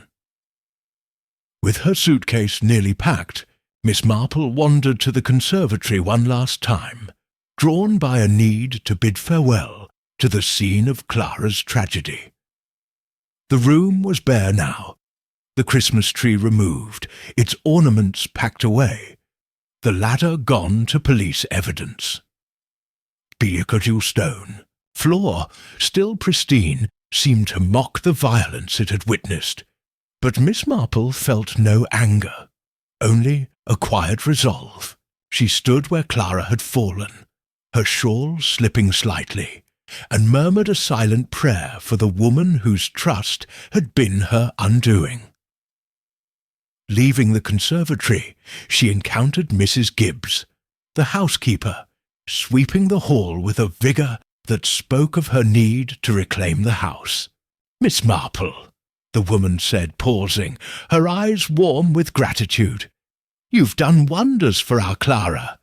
She'd have been proud, knowing someone cared enough to find the truth. "I only did what was needed," Miss Marple replied, her smile kind. "Clara's legacy will endure thanks to you and Dr. Harrow. Keep Holly House safe for her." Her words were a charge, and Mrs. Gibbs nodded, her resolve mirroring Miss Marple's own. The afternoon brought farewells, the guests departing in a trickle as carriages braved the cleared roads. Mrs. Price, her trunks laden with tales, swept out with a promise to visit Miss Marple's cottage, a promise Miss Marple hoped would go unkept. Timothy, clutching his satchel, shook her hand, his voice thick with emotion. "I'll never forget this," he said. "You showed me what courage means." She patted his arm, her eyes twinkling, and watched him go, a young man tempered by truth. Ernest, the last to leave, lingered by the door, his coat buttoned against the chill. "I've been a fool," he said, his voice low. "I knew Clara was afraid, but I thought I thought she'd handle it. You saw what I missed, Miss Marple, and I'm grateful." His confession was raw, and she clasped his hand, her grip firm. "You've honoured her now," she said. "Go forward, Dr. Harrow, and do good. That's what she'd want." Her words were a balm, and he nodded, his eyes clearing as he stepped into the cold. Miss Marple's own departure was quiet, her suitcase carried by a servant to a waiting carriage. The drive to St. Mary Mead was short, the village a familiar haven of thatched roofs and smoke curling from chimneys. Her cottage, modest and welcoming, greeted her with the scent of lavender and the warmth of a fire lit by her maid, Lucy. "You're back, miss," Lucy said, bustling with tea and scones. "The village is all abuzz about Holly House. They say you solved a murder." "Nonsense," Miss Marple said, settling by the hearth. Her knitting resumed. "I only listened, Lucy, and saw what was there. Poor Clara, she trusted too much, but her truth won out." Her tone was light, but her eyes held a depth of sorrow, a recognition of the human frailties she had uncovered. As Lucy chattered about village news, Miss Marple's thoughts drifted to the case, her mind replaying its moments like a well-loved book. The letter, hidden in a prayer book, had been Clara's cry for justice, a testament to her fear of Reginald's greed. The bauble, cracked and blooded, had been the weapon, its weight a silent accuser. Timothy's hesitant glimpse, the post-mortems, brews, the ladder's subtle shift, each had been a clue, a thread in the tapestry she had woven with patience and care. Reginald's confession, provoked by her trap, and Craddock's pressure, had been the final stitch, a resolution as inevitable as it was tragic. The afternoon faded into evening, the cottage cosy against the winter's chill. Miss Marple, her needles clicking, felt a quiet contentment, the satisfaction of a task well done. In St. Mary Mead she had solved many mysteries. Petty thefts, jealous feuds, a poisoning disguised as illness. But Holly House had been grander, its stakes higher. Yet the method was the same. To see, to listen, to trust that human nature, with its flaws and virtues, would reveal itself. Clara's tragedy, born of love betrayed, was no different from the village quarrels she knew, only writ large, its consequences etched in blood. A knock at the door broke her reverie. "And Lucy," admitted Craddock, his coat dusted with frost, his face bright with news. "I couldn't wait to tell you," he said, accepting a chair by the fire. "Harrow's trial is set for February, but his confession's so detailed it's a formality. The solicitor's letter, the bauble, Blake's statement, it's all in the report with your name mentioned more than once. You've made my career, Miss Marple." She laughed softly, waving off his praise. "You did the work, Inspector. I only pointed the way. Clara's truth was there, waiting for us. Now, have some tea. It's far too cold to talk of such things without warming up." Her tone was teasing, but her eyes held a warmth that Craddock returned, his gratitude unspoken but clear. As he sipped his tea, recounting the station's buzz, Miss Marple listened, her needles moving, her thoughts settling like snow after a storm. The quiet Christmas, marked not by festivity but by justice, was her gift to Clara, a restoration of peace to a woman betrayed. Outside, the village slept under a blanket of frost, its secrets safe for now. But Miss Marple knew they were there, waiting, as they always were, for her to uncover with her gentle, unyielding gaze.